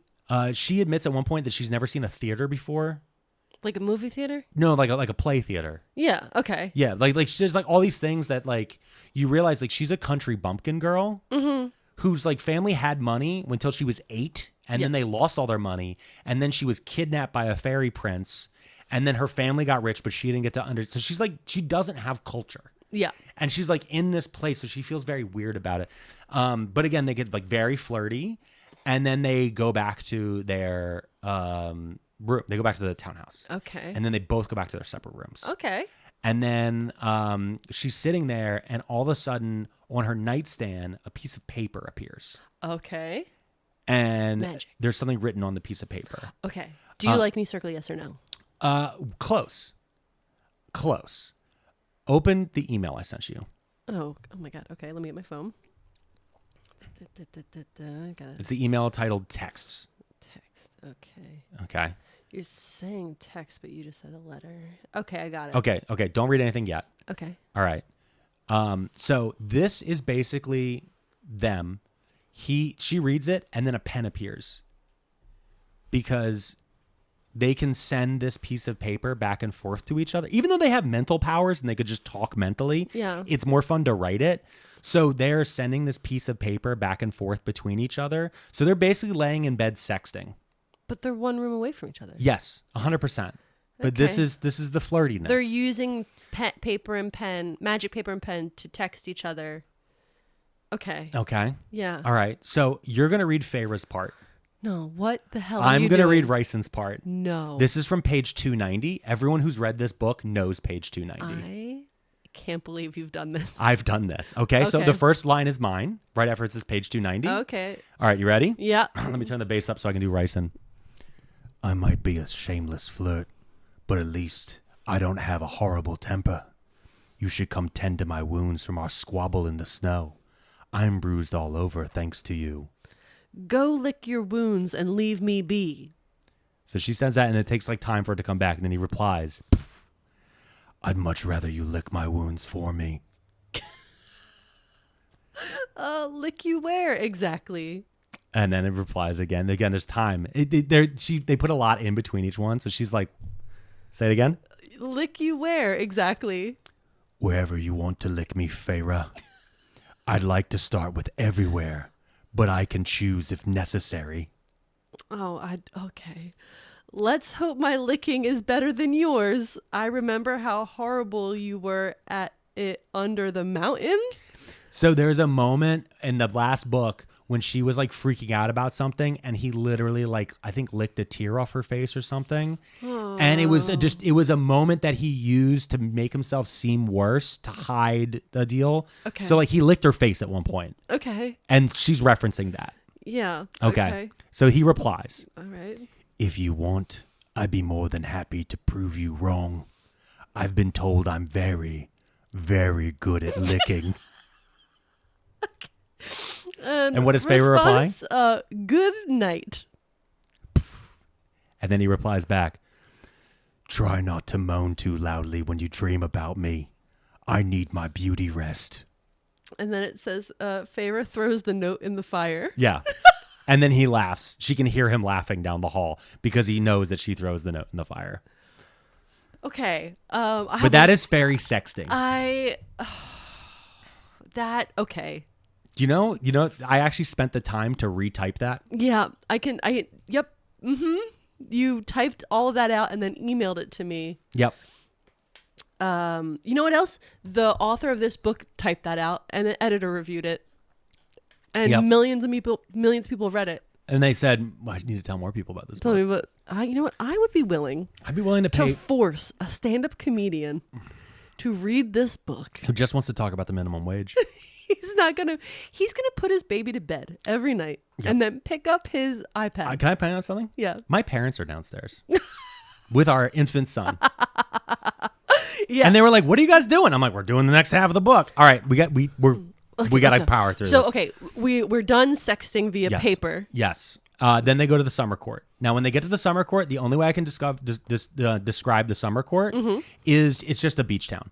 It's just like, it's very pastel and teal and there's like shells everywhere. And like, they try to describe it as like masculine and cool because it has this like young High Lord. But all I could think about is I'm like, this just feels like one of those like 1960s Miami, like Florida resorts. Ken's job is beach. Yes. Except, but like the other thing that she keeps remarking on is how like ripped up everything was. Because again, this is the capital of the summer court and it's been destroyed by the general. So it's Atlantic City. Yeah, it's Atlantic City. It's a beach that was allowed to fail. Yes. Well, it was destroyed on purpose. So she just keeps driving into her mind about why Rhysand protected Velaris the way he did. Because Velaris doesn't have any of this level of destruction. Velaris isn't trying to be rebuilt like everywhere else is trying to be rebuilt, right? So there's that. Feyre flirts with, his name is Tarquin. She is just out here flirting. So she flirts with Tarquin, and Rhysand flirts with like the second or third in command. Are they flirting at other people to flirt with each other? Yes, 100%. Oh. But Feyre does not get that. She wouldn't get it. Yeah. Sorry, so she gets mad. Yeah. She gets mad at Rhysand, and Rhysand's like, I thought this was like our whole thing. He was like, no, we're flirting with people to get information. And she's like, no, you were flirting with her because you want to fuck her. And he's like, okay, that's weird. But she flirts with Tarquin. He's like, I offered to lick your whole body, dude. Tarquin takes Feyre to like all these underground vaults and like uses his power to like open the door and explains about how like he wants to have an alliance with Rhysand because he knows that Rhysand's actually a good guy because Rhysand saved his life when they were under the mountain during the occupation. Okay. He's like, I watched my dad die and like Rhysand could have killed me, but he didn't. Like he went out of his way, like he did some like thing where it's obvious that he saved me, but it was only obvious to me. And he talks about, he's like, it doesn't need to be like this. He's like, there should be more equality between the high fae and the lesser fae. In fact, we shouldn't be calling lesser fae lesser. Right there. That's like already fucked up. Yeah. And she's like, oh my God, you guys should be friends, but we have to steal this book from you. And so like, it's fucked up because she's like, I like this guy. I really like this lord. But at the same exact time, like, I don't want to, like, we need to steal the book because we have to save the world. Yeah, okay. So they do this whole thing where she like walks around like she's looking for the book, looking for the book, looking for the book. She can't find it. And then finally one day during low tide, she senses something in this old stone hovel in the middle of the bay that you can only be seen during low tide. Okay. And it's an ancient temple. Perfect. And so they come up with a plan, and Amren, the eldritch horror that's hidden inside of the older lady's body, and Feyre break into the temple while Rhysand is flying around taking out guards. Okay. And they break into the temple and they find the book. And the second they touch the book, the whole temple locks down and it starts pouring water and they almost drowned. And they're able to escape through means. Temple of Doom. Yeah, it's got Temple of Doom water thing. They escape. Rhysand gets them out and poofs them right back home. Okay. Back to the night court. And then so now they get back to the night court. I'm glad I'm glad I picked the shorter of the two, because I had the other one that was like the the ending part. Yeah, it was too long. Yeah. But anyway, so they get back and they're like, here's the book. They give the book to Amren. They're like, you are ancient, so you can be able to translate this. Okay. And she's like, okay, I'll go try to translate it. And by the way, she drinks a lot of blood. Amren, like, again, she's not a vampire. Where's she getting the blood? They're like butchers and stuff like that. So she really likes goat's blood. She's like, I don't like human blood. Like, she goes through like this whole thing. She's like pretentious about it. I love that. Yeah, no, she's like, I get my blood at Erewhon from organic goats. Yeah, only organic goats. Yeah. So then, as she's translating the book, a box appears. Okay. And in the box, there are 3 rubies. And that is a death threat. Wait, I thought somebody was going to try to buy her off, and you're saying it's a death threat. The death threat shows up, and those 3 rubies are for Rhysand, Feyre, and Amren. Because the Summer Court sends blood rubies to people when they're like, you're going to get got. Because the Summer Court knows they stole the book. Oh, okay. They're like, we were trying to be nice, trying to have alliance, and you just fucking steal from me. Yeah, okay. But Amren not only has a blood ruby, they also sent her like another necklace because they're like, sorry. Because she's so scary that they're like, we have to say we're going to kill you. Yeah. But like, also like, you're cool. Yeah. Like, no, like, just like for everybody else, just like wink, wink. Yeah. Like, we're going to kill you. But like, we would never do that. Yeah. We're like, you're cool. Yeah. It's like on our public stories, we're like, fuck Amren. But on our close friends stories, we're like, Amren's cool. Yeah. Guys, we're just kayfabe. So now everyone minus Amren, because she's reading the book, they all go to Feyre's sister's house to meet the Mortal Queens. Okay. So they get there, and then they're like, they make this big deal. Like, how many are there? There are 6 mortal queens. 6 mortal queens. Okay, so I think they are Bianca Del Rio, Jinx Monsoon. I think they're Bob the Drag Queen, for sure. I think they're... It's only drag queens, okay? I know, I get you. I've decided that all 7 are. Okay, there's 6. 6. I don't know. You got 3 more. I have 3 more. Trixie? Trixie Mattel, Shea Coulee, and the last one should be a wild card. Someone a little goofy. Oh, man. I like how you didn't put RuPaul as one of them. No! Because she's above it. Or because she's below it. Underwater with the fracking oil. Oh! I don't know who the 6th is. I think people can leave a comment. It's actually fine because the 6th one doesn't show up. Okay. Only 5 of the 6 appear. Oh. And here's the thing. I notice I say appear because the mortal queens can winnow. They have magic. Okay, so that means the 6th one is Adore Delano. Okay. Who leaves All Stars early. Okay. Gotcha. It just doesn't show. So they keep saying that the 6th one is sick. So only 5 of the 6. They don't actually name the queens. I mean, if they do, I didn't notice it because they just keep describing them as like old or young or pretty or wretched. Like it's all just like descriptions about them. Bianca Del Rio. Yeah. But the queens are basically just like, yeah, no. They're like, they don't want to. They don't want to do it. Okay. And they're like, listen, if Hybern invades, that's Prythia's problem. Like, that's your ass island's problem. And they're like, and they're like, what about all the humans? Like, these are your people, the humans. And they're like, why don't you protect them? And then that gets Nesta mad. And Nesta stands up and is like, you bitches. And like, she dresses them down. And then the queens are like, fuck you to Nesta. Yeah. And it goes back and forth. And so, but like, Rhysand's like, no, you need to believe us. Like, after he rolls through Prythia, he's going to roll on you. Yeah, this is Game of Thrones trying to explain the White Walkers. 100%. And so finally they do a challenge to Rhysand. And they're like, prove that you aren't basically Lucifer. Because everything we know about you, we know about like the Court of Nightmares. And we know about the torture, and we know about knife sex and all the weird fucked up things that you guys do up there.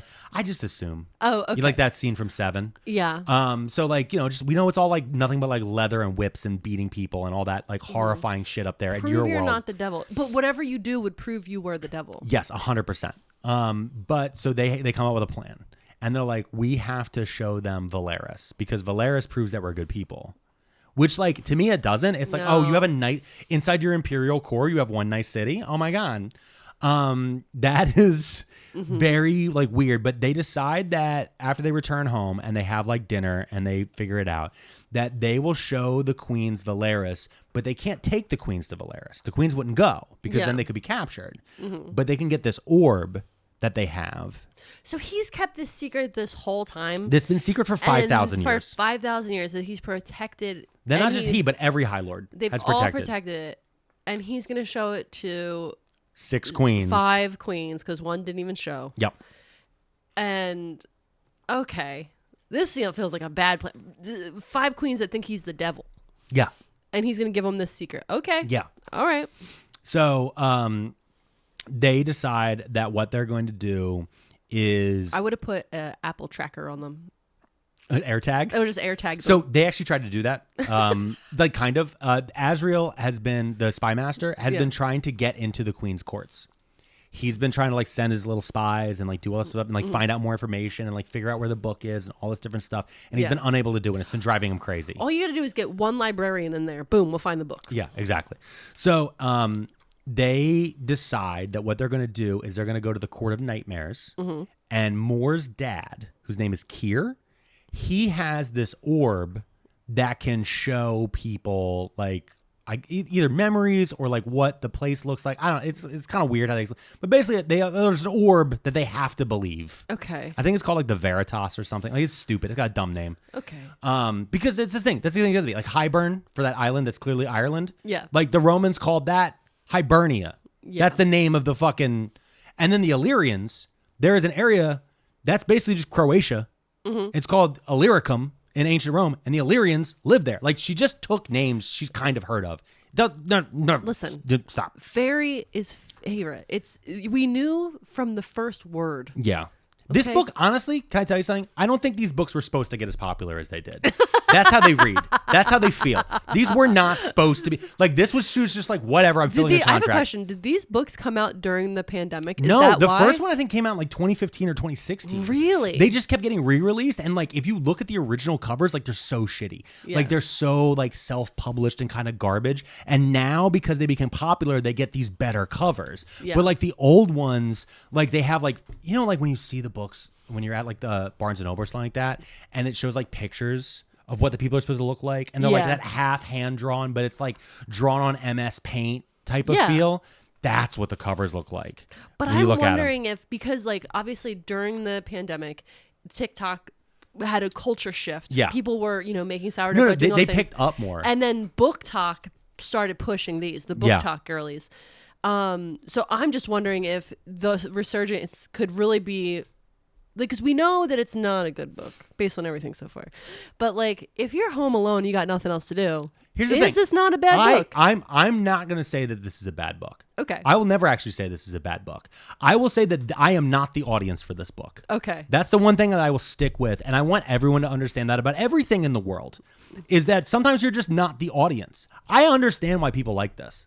Yeah. Honestly, like, if I was in my early 20s, or if I had had any sort of relationship like this in my life, then I would understand like how this could be enjoyable. I have not had this situation, so I don't like this. Yeah. So that's kind of like how I feel when I'm reading through. I did just look up what the original covers look like, and there's some OG original Dust Jacket hardcovers selling for $250 on Macari.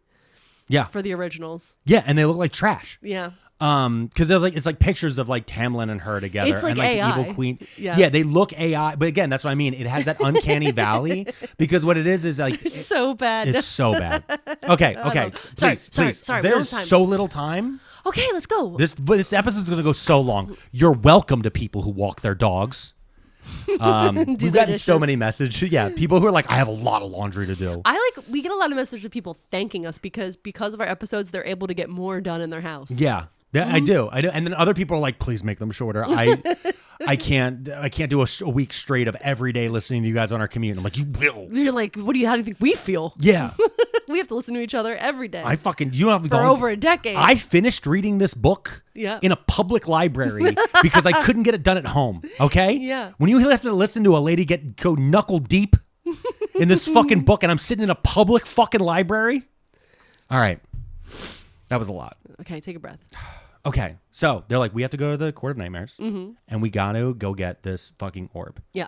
And they're like, Rhysand's going, and he's like, I'm going to take you, Feyre, and we're going to distract Kira, and then Azriel can steal it. Which none of this makes sense to me for one reason and one reason only. What's that? Why the fuck? Rhysand is the Lord, right? He's the boss. Mor is in charge of all the courts. Yeah. Like, just go there and be like, give me the fucking ball. Like, but they're like, no, we have to have the whole plan. So they're like, okay, they all decide. And after dinner, Feyre finally walks to the artist quarter, which is the big thing. Is like she hasn't felt like she's been able to go in there because she has imposter syndrome about being an artist, but also her fears of painting. Yeah. And while these have been going on slowly over time, she keeps like being like, that makes me want to paint that. Like every couple chapters, she sees a scene in her mind that makes her want to paint. Okay. So she's slowly getting her groove back is kind of where we're going with this. Yeah. She can't actually walk into the artist quarters though. She's very close to getting in, but she just can't take that final step. That area, by the way, is called the Rainbow. Okay. She can't get over the rainbow? She can't cross over the rainbow. So then she goes back and she finds Rhysand, and he's like, I don't know if I want to take you to the Court of Nightmares. And then he explains in more detail why he doesn't like the Court of Nightmares, specifically because of what they did to his cousin. And he gives a little bit more graphic detail of what happened to his cousin. Are you going to tell me what happened to his cousin? I mean, I'm not going to go into like as graphic the detail, but it's also, again, one of those things where it's like, no. So now they have to go to the Night Court. Okay. They're officially going there. All right. All right, let's go. What's the big deal? We've already been there before. No, this is the under the ground one. Oh, she's only been in the top of the ground one. She's only been to the Court of Dreams. She's now going to the Court of Nightmares. Okay. And he's like, I'm going to be a different person there. I got to act like I got to be alpha. Like I got to be this. He's like, you have to pretend to be my pet. You got to dress like extra slutty and like all this different stuff. And he's like, it's going to be very reminiscent of Under the Mountain. Are you going to be okay with that? Because remember when she was being held under the mountain, like he kept like dressing her up and getting like wasted. Yeah. And then have her like sit in her lap and all that weird shit. Yeah. And they were like, it was like really big and like it was like it kept going. And I was like, this is gross. He's like, there's gonna be like a hint of that, and he's like, I don't know if you don't need to go, and she's like, I'll do it. No, I'll do it. You know. Oh my god. Okay. So they show up, and now he like takes the glamour off. So he's had like a little bit of a glamour on, like when he's at Valerius, like to be like, no, I'm normal. I'm just like one of the normal guys. But when he walks in the Court of Nightmares, he like removes that, so it's like the walls are seething darkness. Like his wings are like extra seething dark and everything's breathing and he's in charge. I'm so strong. He then, everybody like has to bow. Mm-hmm. And then like he sees Kier, who is Mor's dad. And Mor's dad is basically like the assistant to the regional manager. Oh God. You know what I mean? Like the worst. He's in charge when no one else is there. Yeah. But the second somebody else shows up, he's just like everybody else. So he like sits in the throne. He's like, Kier, which is such a shitty name. He's like, Kier, tell me what's been going on. So Kier's like trying to explain to him, and he's like, Feyre, sit in my lap. And he basically is like just stroking her. Oh. And it gets like in graphic detail of how turned on she gets. How fucking turned on. Like we're using words like soaking. We're using words like moist and wet. Okay? We're getting in weird. front of the regional manager. In front of not only the regional manager. I think this is like Mor is his cousin. So either this is his cousin, like his like second cousin or whatever, or this is his uncle, and he's basically like almost like over. He's basically like over the pants finger banging. Okay. You know what I mean? Yeah. And so she's just sitting there. She's like, and she's getting like super into it, and they're reading on more and more and more about like how she's into it, and I'm like, oh my God. And they're like, we had to do this. This is exactly what we had to do as our distraction. Yeah. And so like they look up and they see Azriel has now stolen the orb. Because remember, we're there for a ball. Right. We're not even here to steal the book. We're here to steal the ball to try to get to the book. Yes. Got it. Yeah, because we needed a side quest to our side quest. He's the boss. He could have just walked over and taken the orb. He could have just walked in and be like, where's the fucking orb? Give it to me. It's mine. I'm the boss. I'm the boss. Exactly. I'm fucking Tony Danza out here. Also, this is the court of nightmares. You don't need to do this shit. You could walk in and cut his head off because here's what happens, right? He finally, like, they see that Azriel has the orb, and he's like, all right, Feyre, we gotta go. And, like, she stands up, and Kier calls Feyre a whore. And so Rhysand's like, what the fuck was that? And then breaks every bone in Kier's arm with his mind. He mind snaps he's like and like makes it all like gross and crunched. Yeah. And then he's like, nobody heal him. It has to heal naturally. Fuck you, and like all this different stuff. And then storms out. And then she's like, he was using that rage towards Kier for calling me a whore because it was actually the way they feel about him because he was Amarantha's whore. And I was like, shut the fuck up. Oh my God. Girl, you just keep getting with men who have anger issues. And this is coming from the yelling guy on TikTok. Okay, so the next day is Starfall. Now that is 1 year. Jesus Christ. We're so much to go. Okay. Okay, I'm listening. The next day is Starfall, and Starfall. Do you remember in the last book when there was the spring? That was the party that she couldn't go to. She couldn't go to, but that she did go to, and then the guy was super horny at her, and everyone was like, "That was weird," and he was clearly like in a weird possessed monster trance. Mm-hmm. So. This is that same festival, but it's different in Scotland. Okay, yeah. Okay? In here, instead of them celebrating spring, they celebrate the fact that there's basically like a meteor shower, but it's not a meteor. It's star spirits. He explains they have like a cute moment and everybody like dances and there's like music playing. And it's like, she explains it's not sexy. It's like fun and light, but it feels sexy. Because like she talks about how like the two Illyrian warriors and Mor, like there's always this like weird thing between them because Mor had slept with Cassian, which is why her dad like tortured and nearly killed her. But Azriel has always been in love with Mor, but he doesn't feel like he's good enough for Mor. But because she slept with Cassian as a fling to just have some, that she would never do that again to another one of them because Cassian still kind of wants her because she doesn't want. So it's like this whole thing, but there's like a scene where like the three of them are dancing together and it's very like the Challengers 2024. And then like she and Rhysand go on this fucking balcony and they like have a chat about love or whatever. And then like she's about to say something and she turns and she gets pie-faced because like one of the they're so high up, one of the star spirits hits her and explodes. Okay. And she's like covered in like glitter basically from like a dead star spirit. And then he's like laughing and then he gets hit by one and then they all dance. And then she stays up because this is like a whole night thing. And everyone's like, we're going to go to bed early in the morning and then we're going to go to the Illyrian war camps. And she's like, oh my God. And then she makes a big deal about how she waited a half hour in her bed just in case, you know, he came by. Oh.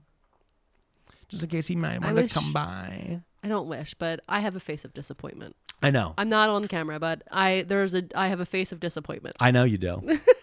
I know you do. I was in the library reading this. I'm literally sitting at a table, just like fucking. I hate this so much.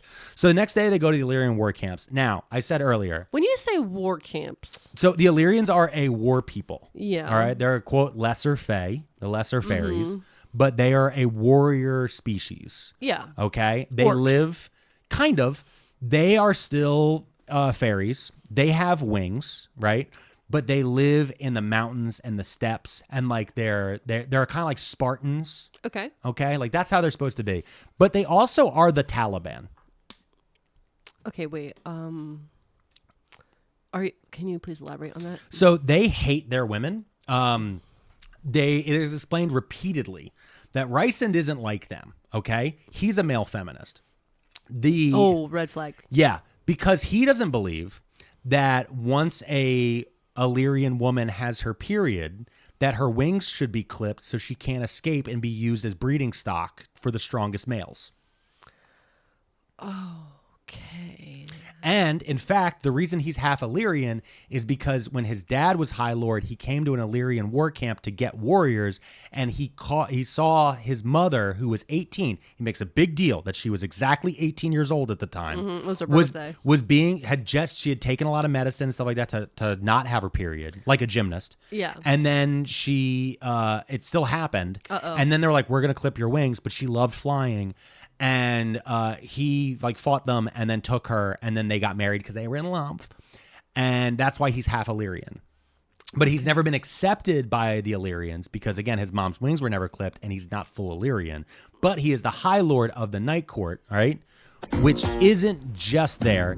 It is the entire area, including where they live, right? Okay. So he is like their lord, but he is also not a war leader. So it's like this whole thing back and forth. And again, his buddies are bastards. Yeah. So, it's also like very implied that like it's not so much that they don't know who their dads are. Mm-hmm. It's that their dads maybe like weren't married to their mom and didn't give their mom much of a choice. Mm-hmm. So there's like a lot of that. And when they arrive, Cassian and Rhysand are yelling at the camp leader. His name's Dorian or something like that. Okay.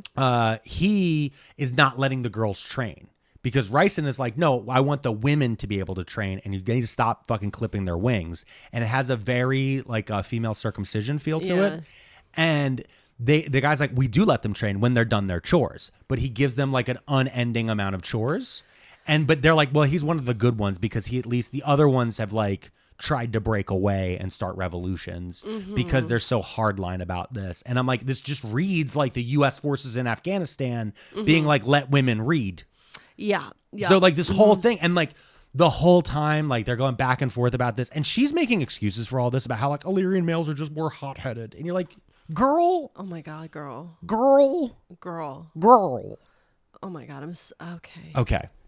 It's like I want to not be disappointed in her because I know she's young, and I'm like, oh, she's just a baby. She's just 19. She doesn't know any better. So, but oh my God, you have been taken after someone this is like one of those performed girls a sex act on you in front of strangers. Yes.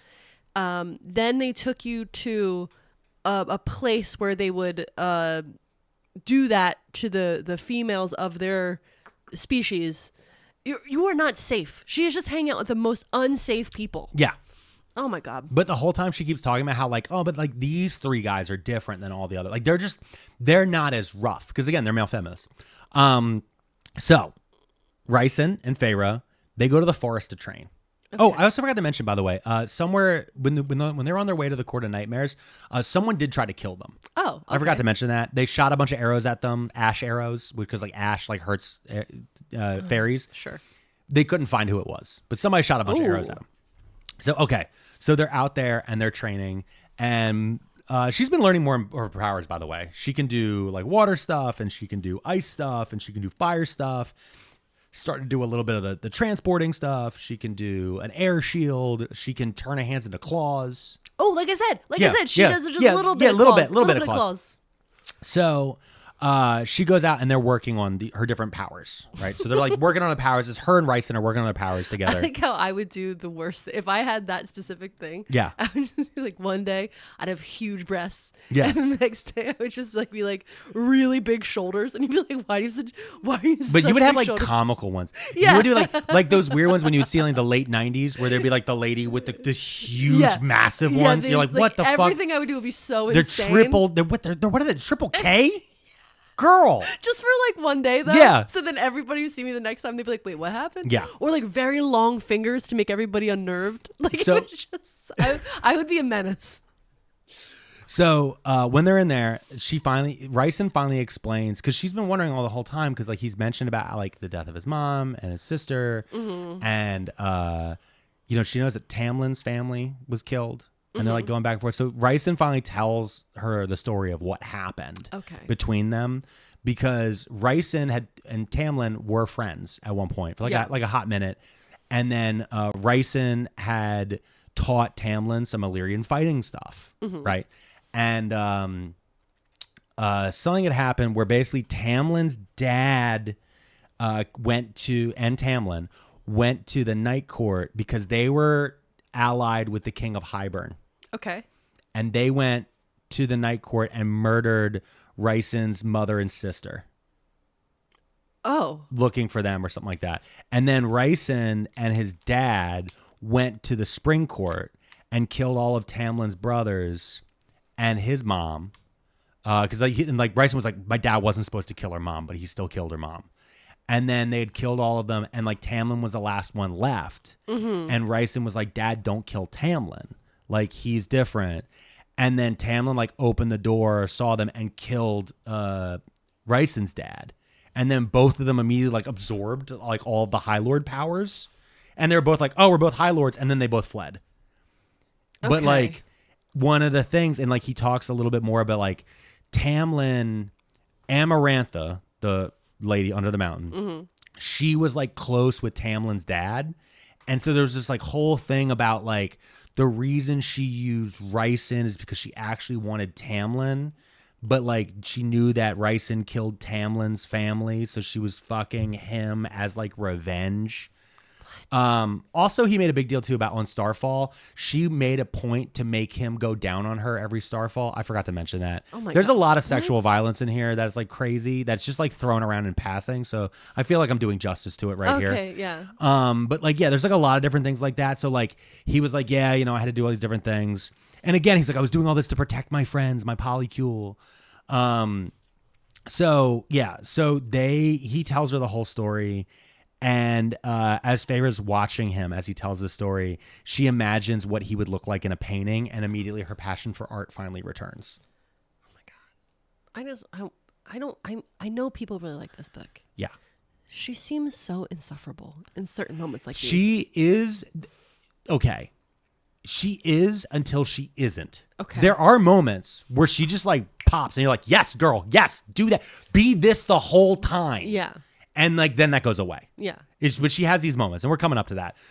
So they go for day 2 of training. That was day 1. Day 2, they go to training, and she hears a noise, and she turns around, and Lucien's standing there. Oh, hi, Lucien. Tamlin's second in hand, and he's there with other Spring Court guards. Sketio. And they're like, we're here to take you back. Rubies, I've been looking for you. Bitch. No. These are Spring Court. Oh, that was the Summer Court. Yeah. Okay. These are. He's like, we're taking you back to Tamlin right now. Oh my God, we've been looking for you. Why? But she told Tamlin she was like, leave me be. No, she did. She tells him. She's like, no, I told you. And he like reaches for it, and she knows that if he touches her, that he'll be able to poof her away. Yeah. And right before he touches her, she poofs again. Oh, she poofs out. She poofs herself. Okay. And then she appears next to Rhysand, and Rhysand is there, and Rhysand's not wearing his like armor. Oh. Because again, he was there, and then he wasn't, because he was changing quickly back into like his normal clothes, because he doesn't like people to know that he's actually like the strongest warrior. And as she says, he's the strongest male in Prythian.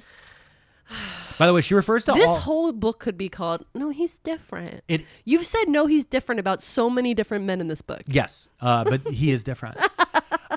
So she explains to him that no, she's not going back there. She's like, I thought you were my friend. You actually a little bitch. Okay. I'm back in. I'm back in this energy. No, she gets like real strong. She's more like, I don't fucking need this shit. You know, fuck you, like blah blah blah. And she threatens all of them. She grows wings. She has claws. Just then? Yeah, and he's like, what the fuck? And he's like, when do you... And so Lucien leaves. And she even said, she goes, I even wrote your boy a letter and told him I'm fucking done with him. Ooh. And like, this is like finally what like... Now she's like, I'm done. I'm not a traitor to Tamlin anymore. Yeah. I needed to leave. He's a bad person. I need to grow my wings. Yes. 100%. Oh my God, that's what like... an older Gen X lady writes on Facebook. Yeah. After a divorce. Yeah, 100%. It was time for me to grow my wings. I had to grow my wings. Okay, so again, there's like 700 pages of this or whatever. Okay, of just this part? No, of just so much. It's 620 something. So now, and he like touches her wings, and he's like, "What are these?" And she's like, Rhysand touches her wings. He's like, "Where do these come from?" And she's like, "Tamlin's powers." Oh. She's like, shape-shifting, it's Tamlin's power. And he's like, bitch, you use Tamlin's power to look like me? And so it's like a whole deal, right? Okay, so now it's like raining, and she made wings that look just like his wings? Yeah. Okay. like Illyrian wings and whatever. So like now she's like, I'm like him, and like she has the dark power, and she's like, she's becoming the guy she's dating. Yeah. Cool.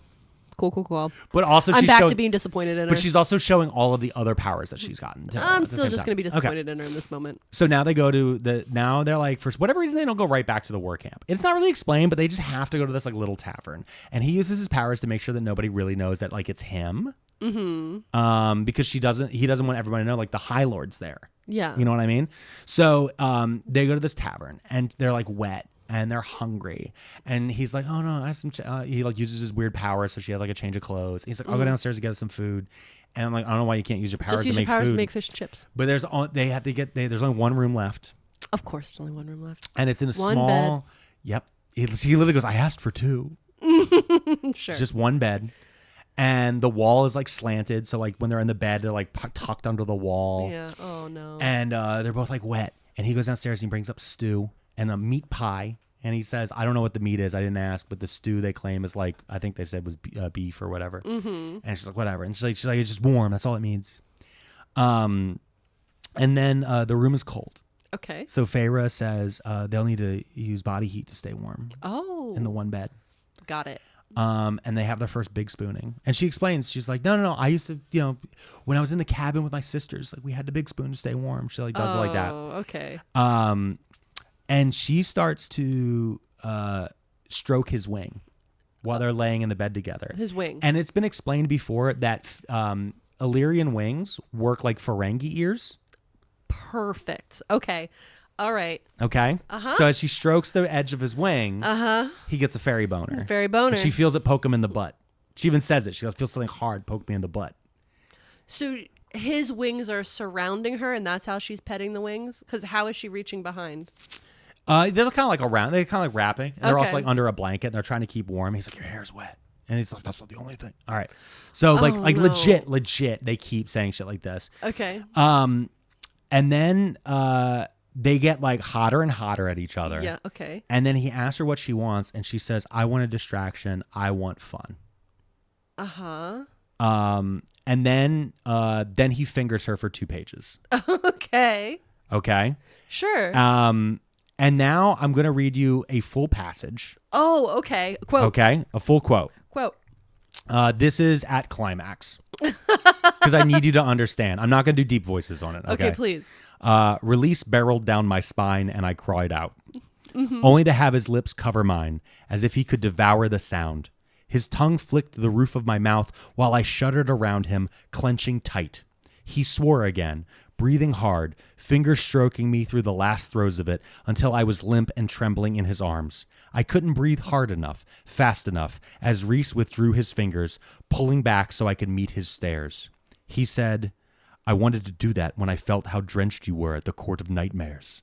I wanted to have you right there in the middle of everyone, but mostly I just wanted to do this." His eyes held mine as he brought those fingers to his mouth and sucked on them. Okay. On the taste of me. I was going to eat him alive.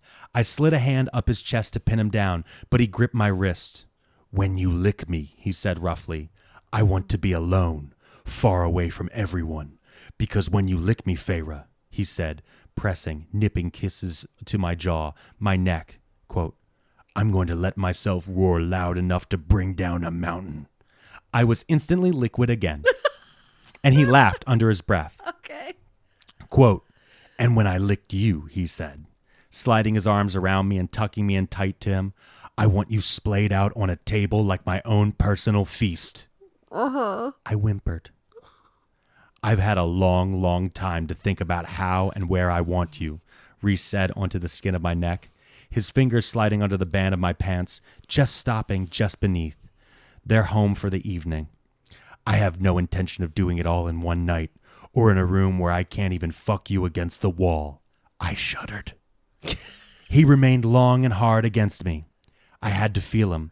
I had to get that considerable length inside of me. "Sleep," he said.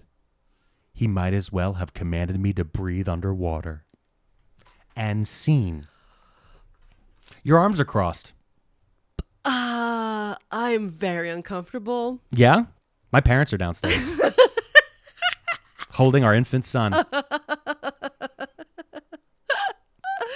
So yeah, literature. We're reading literature. We're reading literature, y'all. We're reading literature. Literature. Wait, but I thought they were gonna eat. They did eat. Okay. They ate the food and then they finger banged. Okay, cool. Yeah, and you know what? We're coming near the end of the book. So we're going to take a quick break. Yeah. And I'm going to try to wrap this up in about a half hour. This is going to be our longest episode ever. Yes. So let's take a quick break. And when we come back, we will talk about the information she finds out and what they do to try to defeat the cauldron. Because remember, there's a cauldron. Right. I completely forgot that's what we were doing. Pearlmania, Pearlmania, Pearlmania, Pearlmania, 500. I know. It's already a long episode. If people are watching, made it this deep on the YouTube, I've gone ahead and put my show dates again on the screen just to remind everybody about especially Portland and helium and Buffalo helium and all those different things. Please go to the show notes or check out my link tree or check us out, Pearlmania500.net. I went and put rice in the rice cooker. Yeah, because you are very hungry. This is the first podcast that we've done in a long time where you're like, you progressively needed to eat or get caffeine. Yeah. Or all these different things in you. So I'm very proud of you. Yes. And we are going to now. This is a marathon, okay? Now you see why I was so mad at this book. This isn't a sprint. This is a marathon, and we're at the final lap right now. There's more I probably could have cut, but I didn't have her shitty editor, Sarah J Maas. No, your books are fine. Get a better editor. These could be so much shorter. Okay, so they have their knuckle fun. Yeah. Okay. Okay. They knuck if you buck. Okay. All right, and now they're flying through the air because they're gonna go back to the Illyrium war camp. Okay. Because they didn't go back there.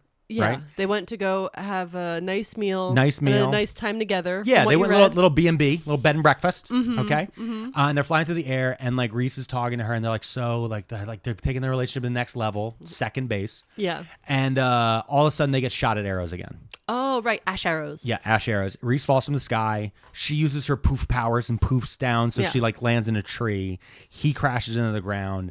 She goes. Feyre's like, "Where is he?" And she can't hear him. She's so afraid he's dead, but she's able to track him because remember, she's a hunter. Yeah. So she's able to track him and the guys who stole him to a cave, and she goes full crazy like Rambo magic. Okay. Like imagine like a now I'm picturing Rambo as Rainbow, and that's incredible. Yeah, Rambo. Okay, so she's like blah blah blah, and she's like the Avatar at the same time. So she's using all the different powers, and she's like poofing around. She's stabbing motherfuckers with her own knives and using their own arrows against them. She kills all these different dudes. But like she's looking at Rhys. He had these weird shackles on him, which are only we later learn are from the King of Hybern. Oh. And these are the King of Hybern's men. And these shackles like negate powers. Oh, I was wondering how he couldn't fight back. Yeah, and that's also why she couldn't hear him. It's because of the special metal that they use means that like he can't use any of his magic. Sure. So he's also been poisoned. Oh, come on. Because the arrows had poison tip on them. So she needs to figure out an antidote and how to save him. So she does this thing she did in the first book where she lays out a cloak and a snare and she captures this thing called the surreal. Or maybe the surreal. I don't know. Anyway, it's just kind of like magic fairy monster that can like tell you the truth and like the future. And like basically it's a Deus Ex Machina. Like we need a quick exposition, have this creature do it. So she captures it and it tells her how to save Rhysand. Which is let her drink her own blood. Oh. Because she has magic blood, by the way, from a different High Lord. Her blood is actually healing blood. Okay. She got that from one of the guys. Does that million-year-old lady know about this? No. Because she can be like, tasty. But also, he should like chew on this weed and he'll grow like he'll heal even faster. Okay. But also he says, yeah, that'll take care of your mate. And she's like, I'm sorry, what was that? Okay. And he's like, yeah, you didn't know he's your mate? And she's like, what the fuck? And she gets mad about this. Now, it took me a while to understand why she was mad about this. Because, again, about 600 fucking pages ago, they explained that a fairy mate is different than, like, a fairy spouse. Okay. Because, like, a mate is, like, you're destined to be together and you know when you know. But, like, because she wasn't born a fairy, she didn't know that because she doesn't know what that feeling is. And, like, he would have known from the moment he saw her. Okay. So he's been hiding this. So he's been hiding her Has feeling. he been hiding it, or has he been texting her through quills, telling her he's going to lick her? So, well, you got to remember, babe, She's maybe 20 years old now, and this has been like a year-long story. For me, that's felt like a fucking eternity. So she heals him, but she's mad about it. Yeah. Okay. And, that checks out. Yeah. So, because like now, like he can't do anything. He can't really explain himself. He's fucking like, groggy from the poison, but she's mad about it. And the second he has enough power, she had a dream about him doing something. She woke up mad. Yeah, kind of. It's very that. Yeah. So he gets like healthy enough that she's like, take us back to Illyrian war camp. He like uses his magic, but he's not strong enough to put him like in the building. There's like a war building. Instead, they like land in the mud in front of it and like and he like lands in the mud and she's like storming off. Like, she's like, fuck this motherfucker. And like everyone's like, did she stab him? And he's like, well, Feyre, I love you. And everyone's like, what the fuck is happening? Like, this is our boss. Yeah. And she's like walks up to Mor and she's like, get me the fuck out of here. Fuck that dude. And Mor's like, oh, okay. And she transports her to a magic cabin in the mountains. Okay. And she's like, no one will find you here. Like, blah, blah, blah. It's a magic cabin. Whatever you think of, like more food will appear or whatever. Like, this is like it's our vacation home. Yeah. He won't think to look for you here. Which I'm like, it's his vacation home too. That's weird, but whatever. So she spends like 5 days there. Yeah. Just like being mad. She finds paint and she starts painting. Okay, of course. Because she's rage painting. Yeah. But she like doesn't have enough paper, so she's like painting the walls. She paints everything. Mor shows up. They have girl talk. And Mor says, quote, you should talk to him though. Make him stew over it, of course, but hear him out. And then like a week later, Rhysand appears at the door. He's clearly been searching for her. And like one thing they explained is this cabin, like you can't poof to it. You have to, like he had to fly. So he's been flying over all of basically North Scotland looking for her. Doesn't he have another job? Yeah, they're about to go to war, but he's hunting down this 20-year-old girl. And by the way, he's like 500. Yeah. I want to be clear about this. He's like 500 years old. Yeah. Okay? And it just so happened this girl who's been through so fucking much has to be his mate. Yeah. Has to be. Has just to be. like that guy, was it his dad that saw, the other guy's dad who saw an 18-year-old girl was like, love of my life. Has to be. Just laid eyes on her. Love Has of to my be. life. Has to be. Perfect. She'll love me because I won't clip her wings. All right. That's a real thing. That's what these fucking books have been going. Yellow wallpaper. Oh, by the way, I forgot to mention, she also takes a bunch of angry bubble baths. Like, it's just one of they make a big deal. Okay, listen, I'm back on her side. Yeah. She got the Lush bath bomb. She's rage painting. I'm starting to understand her a little bit more. So he appears at the door. She lets him in.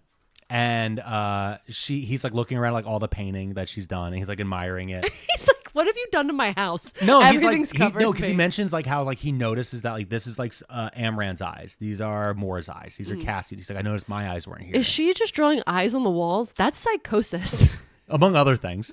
And then finally she's like, I'm gonna heat you up some food.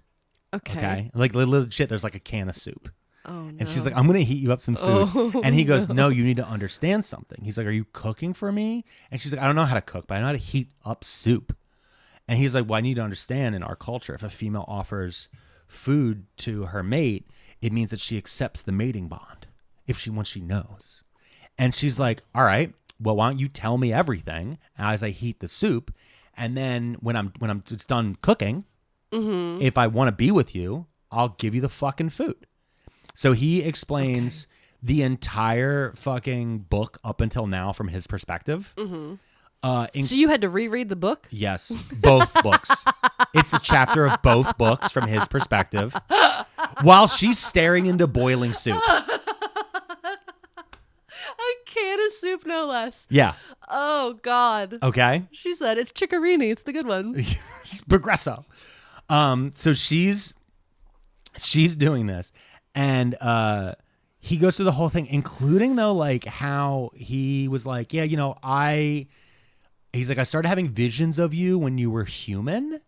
Like when you were like, I want to guess like when she was like 13 or some shit like that. Okay. About how he could just see her hands and he could see her like painting and he could see her like doing stuff. And like, he just thought this was this weird thing that was happening to him because he was kept under the mountain and that he was going crazy. And then like, he started having visions of her like in the spring court. And then like he knew, and like he just goes through this whole deal, and it's like whatever. And he basically explains like the whole time that he's known that she's her mate. And that was the other thing that she was mad about, is that like not only did he not tell her that he knew, but like Mor knew and Cassian knew, his whole inner circle knew. So everyone knew, but he never said it to her. And so again, a lie of omission. She's mad about it. Yeah. And so they're going through this whole deal. And so at the end of the story, he even says that like he's like, I wasn't planning on calling in the bargain, but it wasn't until you were about to marry Tamlin, I could hear the pain in your voice, and that's why I started like calling that in, like all this different stuff. And at the end of the story, Feyre asks him if he loves her, and then he says yes, and then she gives him the bowl of soup and tells him to eat. Okay. And then they fuck for like 2 chapters. So the soup was a powerful meal. Yeah. Very filling. A lot of calories to get the job done. I don't even know if he even ate that much of the soup. I think he might have had like been like, let's fuck. Okay, yeah. Like, yeah. And so they first fuck on the kitchen table. They make a big deal about every place they fuck. But when they first fuck on the kitchen table, Rhys like throws her on the table and he accidentally puts his hand in a palette of paint. Uh-huh. And then this line was written. He took his hand, covered in the paint, and traced a circle around my breast, then lower, until he painted a downward arrow beneath my belly button. Lest you forget where this is going to end, he said. Oh, no. Yep. Then he throws his legs over her shoulders, and he kneels down where, quote, the first lick of Rhysand's tongue set me on fire. And then she remembers that he said, I want you splayed out on the table like my own personal feast. And she is on a fucking kitchen table. I was wondering why you had to read that to us. Yeah, you know why I read it? Because it was Chekhov's Gunnalingus. That's why. That's why. They've been foreshadowing kitchen table pussy licking. After soup.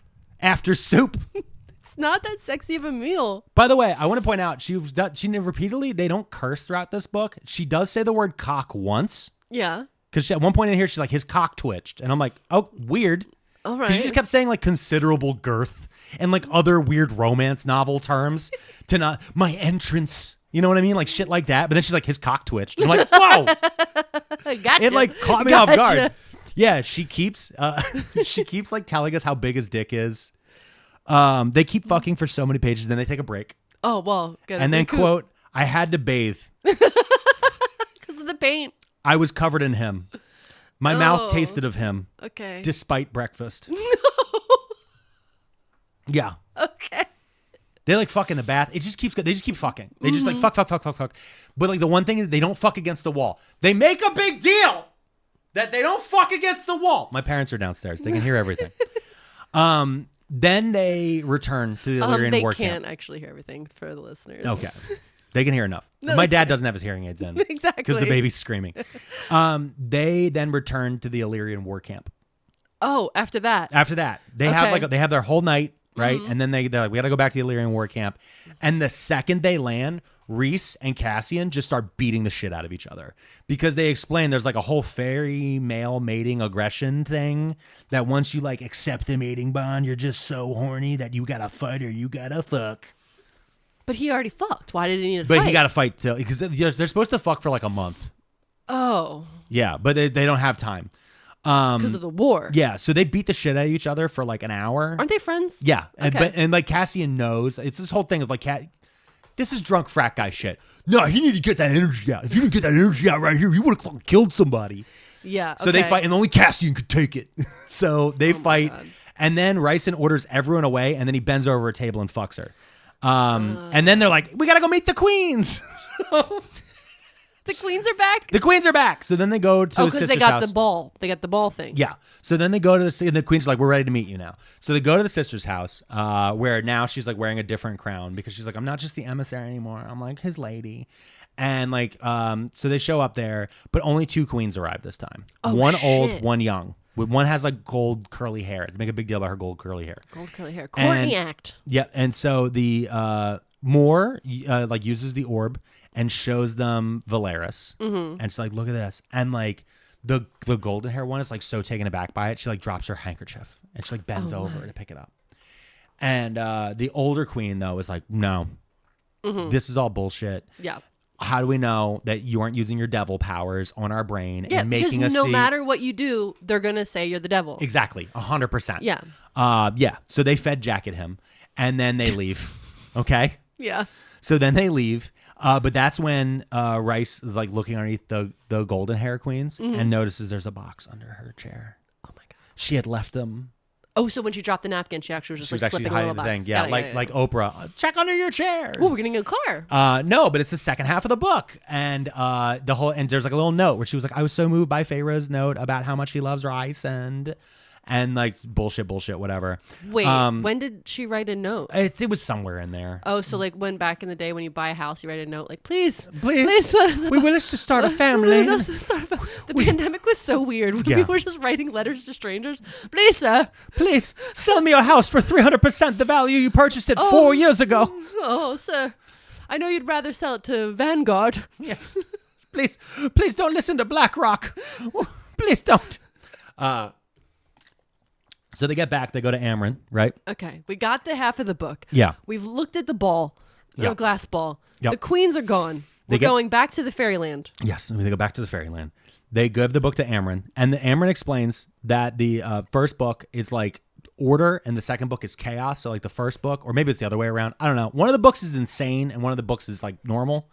And they talk to each other and her, and they're like, combine us. And she's like, do not combine these books. Also, I still don't know how to translate it. And so then they're like, everybody goes on like little side quests for like a minute. And so Cassian and Feyre go to like a concert, and they finally are like near the artist district, or they're in the artist district. And suddenly they look up in the sky and they see this dark dot.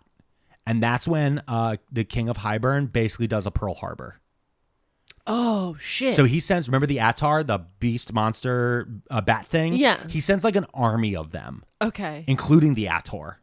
Into attack. the art district. He's just attacking all of Valeris. Because clearly the queens have betrayed them. Or somehow he now found out about the Valeris even exists. Yeah. And so like they break the magic bonds and all this different stuff, and they get in there. So Cassian like goes up, and he like is holding off as many of them as they can. And she looks across the river, and Amren is over there just being like fucking murking dudes. Like Amren's going crazy. She's holding down a whole district. And then Feyre finally like comes into her power. Okay. She starts making like wolves out of water, and she's like splashing them and then using ice to like pull them out of the sky. And she's like shooting off firebolts, and she's like bopping around, bipping and bopping using her nightcrawler powers. And she sees the ACOTAR. And the ACOTAR has the golden hair queen on a spike. Oh, okay. I see what happened here. Yeah. And she's like fucking dead as fuck. Or like, I think she's dying like as she looks at her. But like the golden hair queen's dead. And again, they don't name these mortal queens. They're never like really named. They're just like these bitches. And so Feyre's like, I'm taking this fucker out. Yeah. And like as she's taking him out, like she can see Rhysand coming in. Because like he's using his full darkness powers. So like the sky's going dark as he's coming over. Yeah. So it's like wild. So she like fights it's actually, this part's cool. Okay. Because she's like poofing around, and she fights him, and she like takes these ash arrows and she like stabs him in his wings, so like his wings don't work. She like rips his wings, so he's like falling, and she's like pulls out these ash daggers. She's stabbing him on behalf of like remember there was like that girl whose name they said instead of her own that got murdered, like the human girl, Claire Bedor or whatever it is. Yeah. She's on behalf of her and this thing, and he's fucking the queen and always and me as he's falling, and like right as he's about to hit the ground, she like poofs away, so he like explodes. Whoa. And she poofs and like hits like a wall, but she's okay. And it's like it's pretty cool. And then Rhysand's like, you are no longer you are the protector of the rainbow. And now she also, but also like now she's like in the rainbow. Like she's like, not only has she finally entered the artist district, but she protects it. Okay. Because she got her groove back, right? Yeah. And that's just like few things that you can learn at the night court. Okay. Now it's time for them to attack the cauldron. Okay. There's so much still. How? This is like this is what she does at the end of every book. She packs in so fucking much. So this is gonna go by quick. I'm ready. Because there isn't a lot that's written there. Yeah. She just throws shit at you so fast because Sarah J Maas fucking hates me. Yeah. Okay? For This sure. could easily have been 4 books. Yeah. But like, God forbid. Okay. So they decide they're like, we gotta attack the cauldron right now. Amren's translated the books. They're ready. Amren tells Feyre, like, do not combine the books. Yeah. They're gonna yell at you to combine them. Don't listen to them. Don't do it. So Mor, Rhysand, Azriel, Cassian, and Feyre, they all they winnow over to Hybern. I almost said Hyrule. So they're like right off the coast, and then they fly to the castle, the King of Hybern's castle.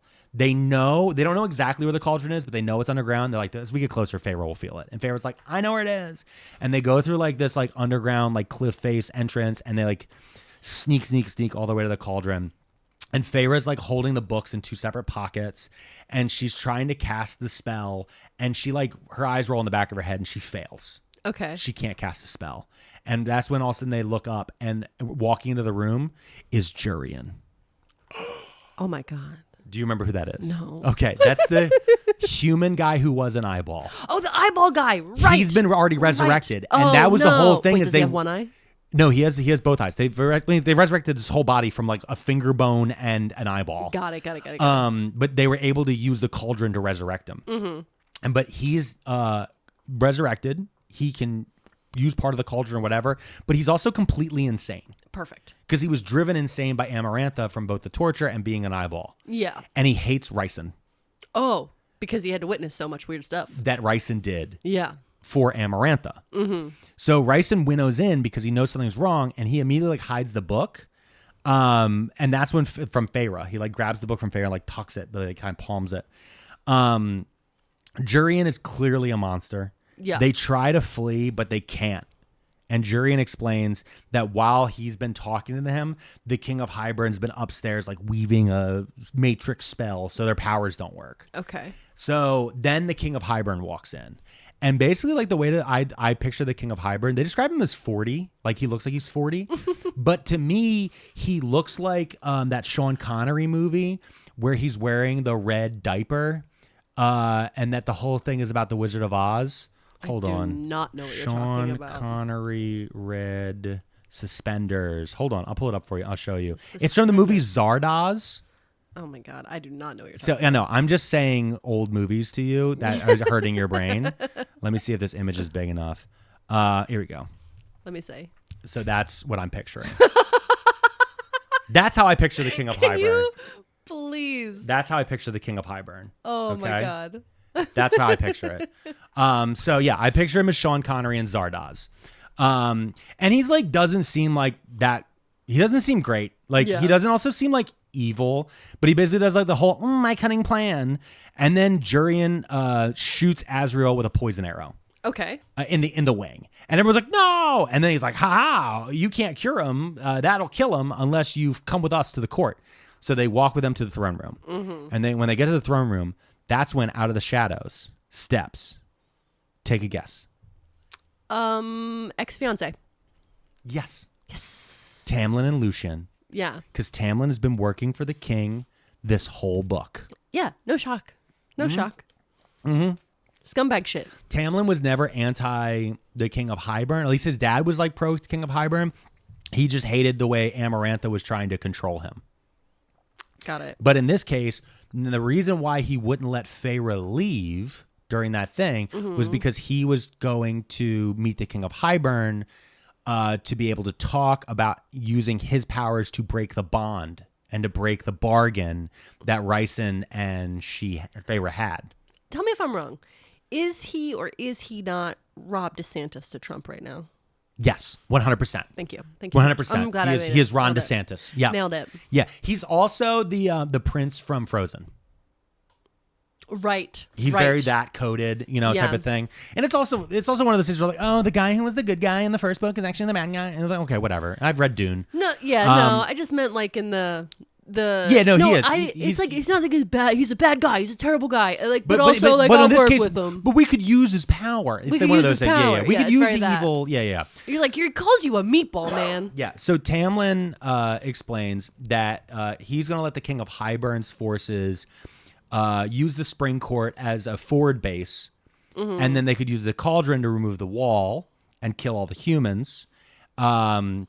Because Tamlin had also agreed that Feyre will work for the King of Hybern because Tamlin is actually her master because she's his betrothed and she should have married him already.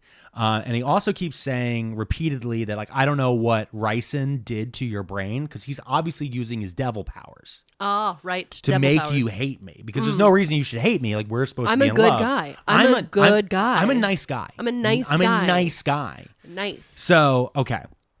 So at some point during this, like Faye gets like some of her power back and like does like, cause like Tamlin's like reaching for it and she like winnows out of the way, like cause he's reaching for it and he trips and Rhysand like uppercuts him. It's kind of funny.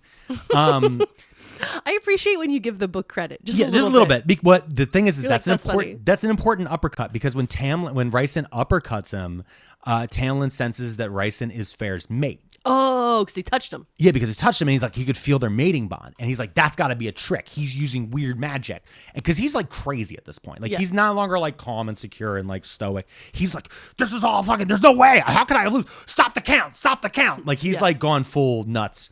Feyre tries to like use all of her magic, but the King of Hybern like stops it. And then they're like, wait, you think this is just going to stop here? And that's when the 4 mortal queens enter the room. Wait. Okay. The 4 mortal queens, not the one on the stake. Not the one on the stake. And the other one that didn't show up. And not the one that was sick. Okay, they show up. The other 4 show up. And they have... people against their own best interests. They have Elaine and Nesta bound in chains and gagged. And not like, oh my God, gagged, but like yeah. So the mortal queens, they ask the king for the gift that he promised them. Okay. Eternal youth. Bitches, what? I know. So the king says that he's like, yeah, I'll do it. And they're like, well, you have to prove that it works. And he's like, oh, that's why I asked for these 2 humans.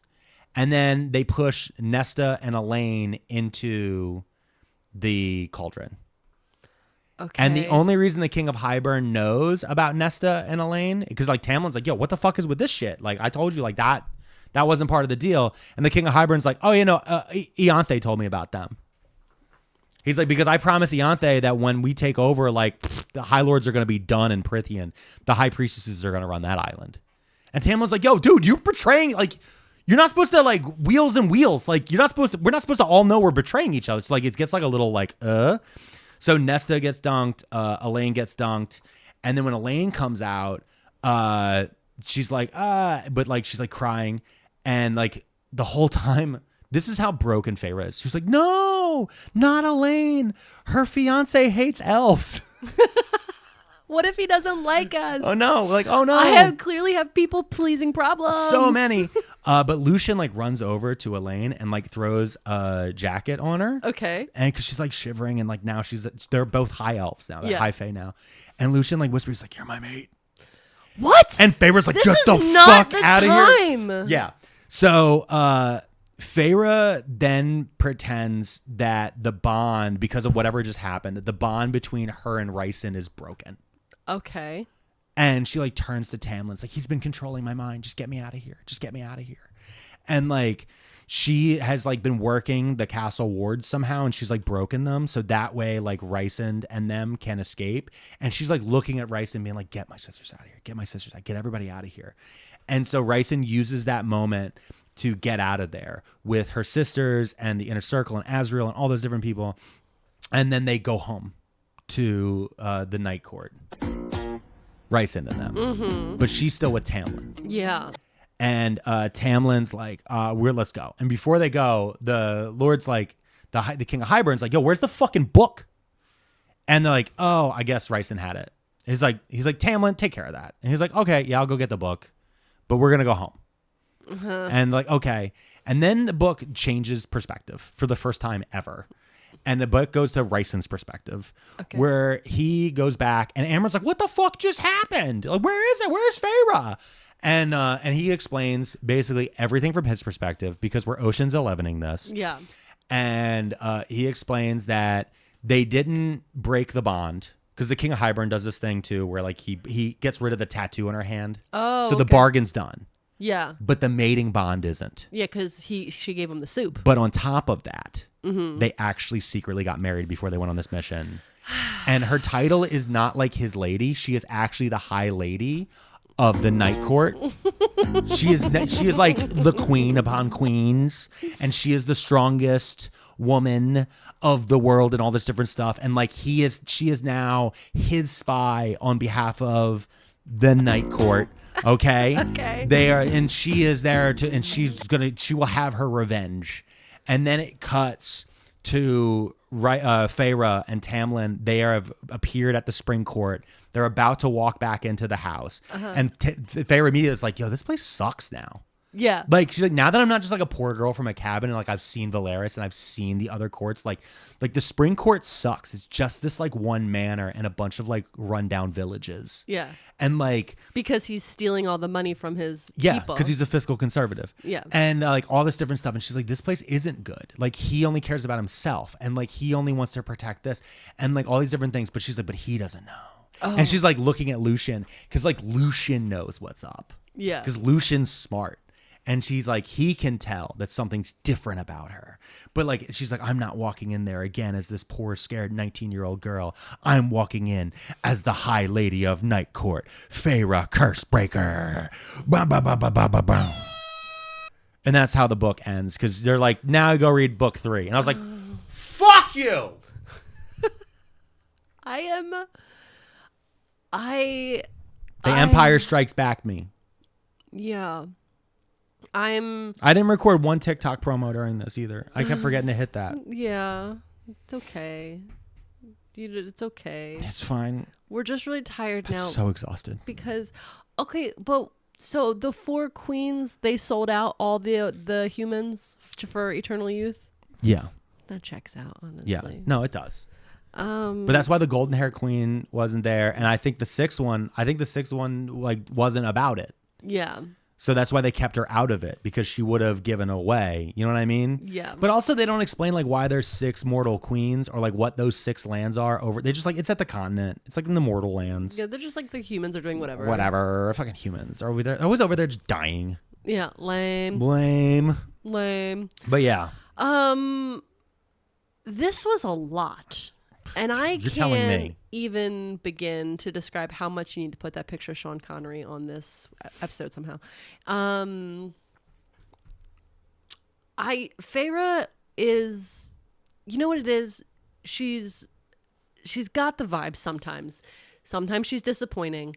She's clearly wearing horse blinders to a lot of stuff. Yeah. I you know what I gotta say about it is she's authentically 20. She is a 20-year-old gal, if there's ever 20-year-old gal. I remember being a 20-year-old gal, and this is the behavior pattern. I remember working I want to do my art. Yep. I have a lot of trauma I don't know how to work through, process, or explain to anyone. Yeah. I'm going to seek out male attention and approval from the worst possible fucking places. Yeah. I'm going to put myself in dangerous situations repeatedly. Just because some guy says he's nice. Yeah. Yeah. Mm-hmm. We know he's not the last guy. That's basically where she's been going. He's not as bad as the last one. Yeah, she just keeps comparing him to the last guy. Because remember, in the first book, she kept comparing Tamlin to like that farmer's son. Yeah. Who like she would occasionally like bang in a hay bale. You know, and she was like, well, he's better than that guy. So she just got to get 30 guys deep until she gets to someone nice. So you know what? I have to say she is authentically written as a 20-year-old woman. I'll give her that. Yeah. The book itself, from as you telling me about it, is very entertaining because it's entertaining to watch you be upset about things. But it does, at the end of the day, it feels like a mishmash of a lot of other things I've already heard, read, and seen. It does. And I mean, that is most things. Yeah. You know what I mean? Like that is most things. Is like a lot of things, you know, you take a piece and then you put it together. I will say, good on Sarah J Maas, because there was a moment when I got to the end of this that I was like, how does it end? Oh, there was a minute. Yeah. She got you. I will give her that. I don't want to know. Yeah. I don't want to know. Because I looked it up. The third book is even longer.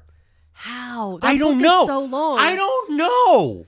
Also, like in the spirit of capitalism, you make 2 books out of 1 book if you can. Yeah. You don't make one bigger book. From what I've from the summary, not summaries, but like the book jacket of what I read, I looked at like book 4 and book 5 because I'm like, there's no way. Like book 5 is about her sister Nesta. Okay. And they say like this is about Nesta. Like you don't have to read this one. I think it's similar for book 4. I think book 3, like book 4 is like tying up loose ends. Okay. Book 3, I think this is like a trilogy, and then like the trilogy did well enough that she made a book 4. God. And then she was like, book 5 is kind of like a spin-off. And I think there's like a prequel out there too and stuff like that. But I'm like, I think I think 3 is it. Sexy fairy Star Wars with a trilogy and a prequel. Yeah. Okay. Yeah. I think so. So, okay. And a spinoff. In the rules of book club, okay? What are your thoughts? Do you like this book? I want to defund libraries after this. Shut up. I'm dead. Listen, we used to joke about me not liking books. Yeah. We used to joke about me not reading. Yeah. This made me mad. Well, because here's the other thing, too, is like you do a thing that I can't do. Because I've seen you do this with watching series or even with reading books. You skip a bit. Yeah. You're like, I don't need this. And you skip. And I'm like, I need to know all of the interconnecting parts because or else how would I know about Chekhov's Gunnalingus, right? If I had skipped, it'd be like, oh, now they're just going to fuck a bit. Like, okay, whatever. Oh, they're sexting, whatever. Because no one else has mentioned the fact that I could look around. Maybe they have. I don't know. I'm not on that form of TikTok. I'm not there. You will now. No, you I said will it out be. loud. I said it out Your now. algorithm's about to shift, buddy. But yeah, this was. I will say, like I said, I'm not the target audience. No. I'm not Young Gravy. No, you were targeted by the audience. That's very true. It's very true. But you got a lot of tired in your eyes right now. I'm so exhausted. You had to go drink a coffee. Yeah. You had to drink a coffee after 3. It was 5 p.m. and you're like, I'm going to have a coffee. Wiling out over here. This episode's going out late because Yeah. we had to finish it. We started recording at 3 p.m. It's now 7 p.m. Yep. My parents are downstairs. Well, I guess with that, we should say thank you to everyone for listening. Thank you to all. And we will get back. We've already recorded next week's episode when I was high on Dayquil. Yeah. Whacked out of my gourd on Dayquil. Apologies in advance. But we wanted to get this one out just so people could see and hear. And we're not going to do Hey Huns on this episode because it's already way long. Yeah, this episode or the next episode. We wanted to just kind of save them up for a little bit. But I wanted to say thank you specifically to all the Patreons that joined and supported to bully you into reading this book. And then so that you could explain it to me. So now I know. My throat hurts. Yeah. Like legit. I'm legit exhausted. So does Rhysand after all that licking. You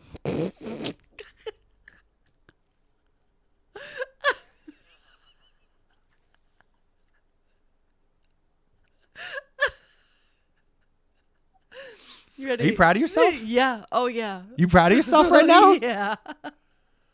I think that's our episode. Have a good night, everyone. Hey, everybody. Yeah, happy whatever day you're listening this to on. There's honestly... Maybe 3 days for how long it is. Yo, I hope you listen to this in beach traffic.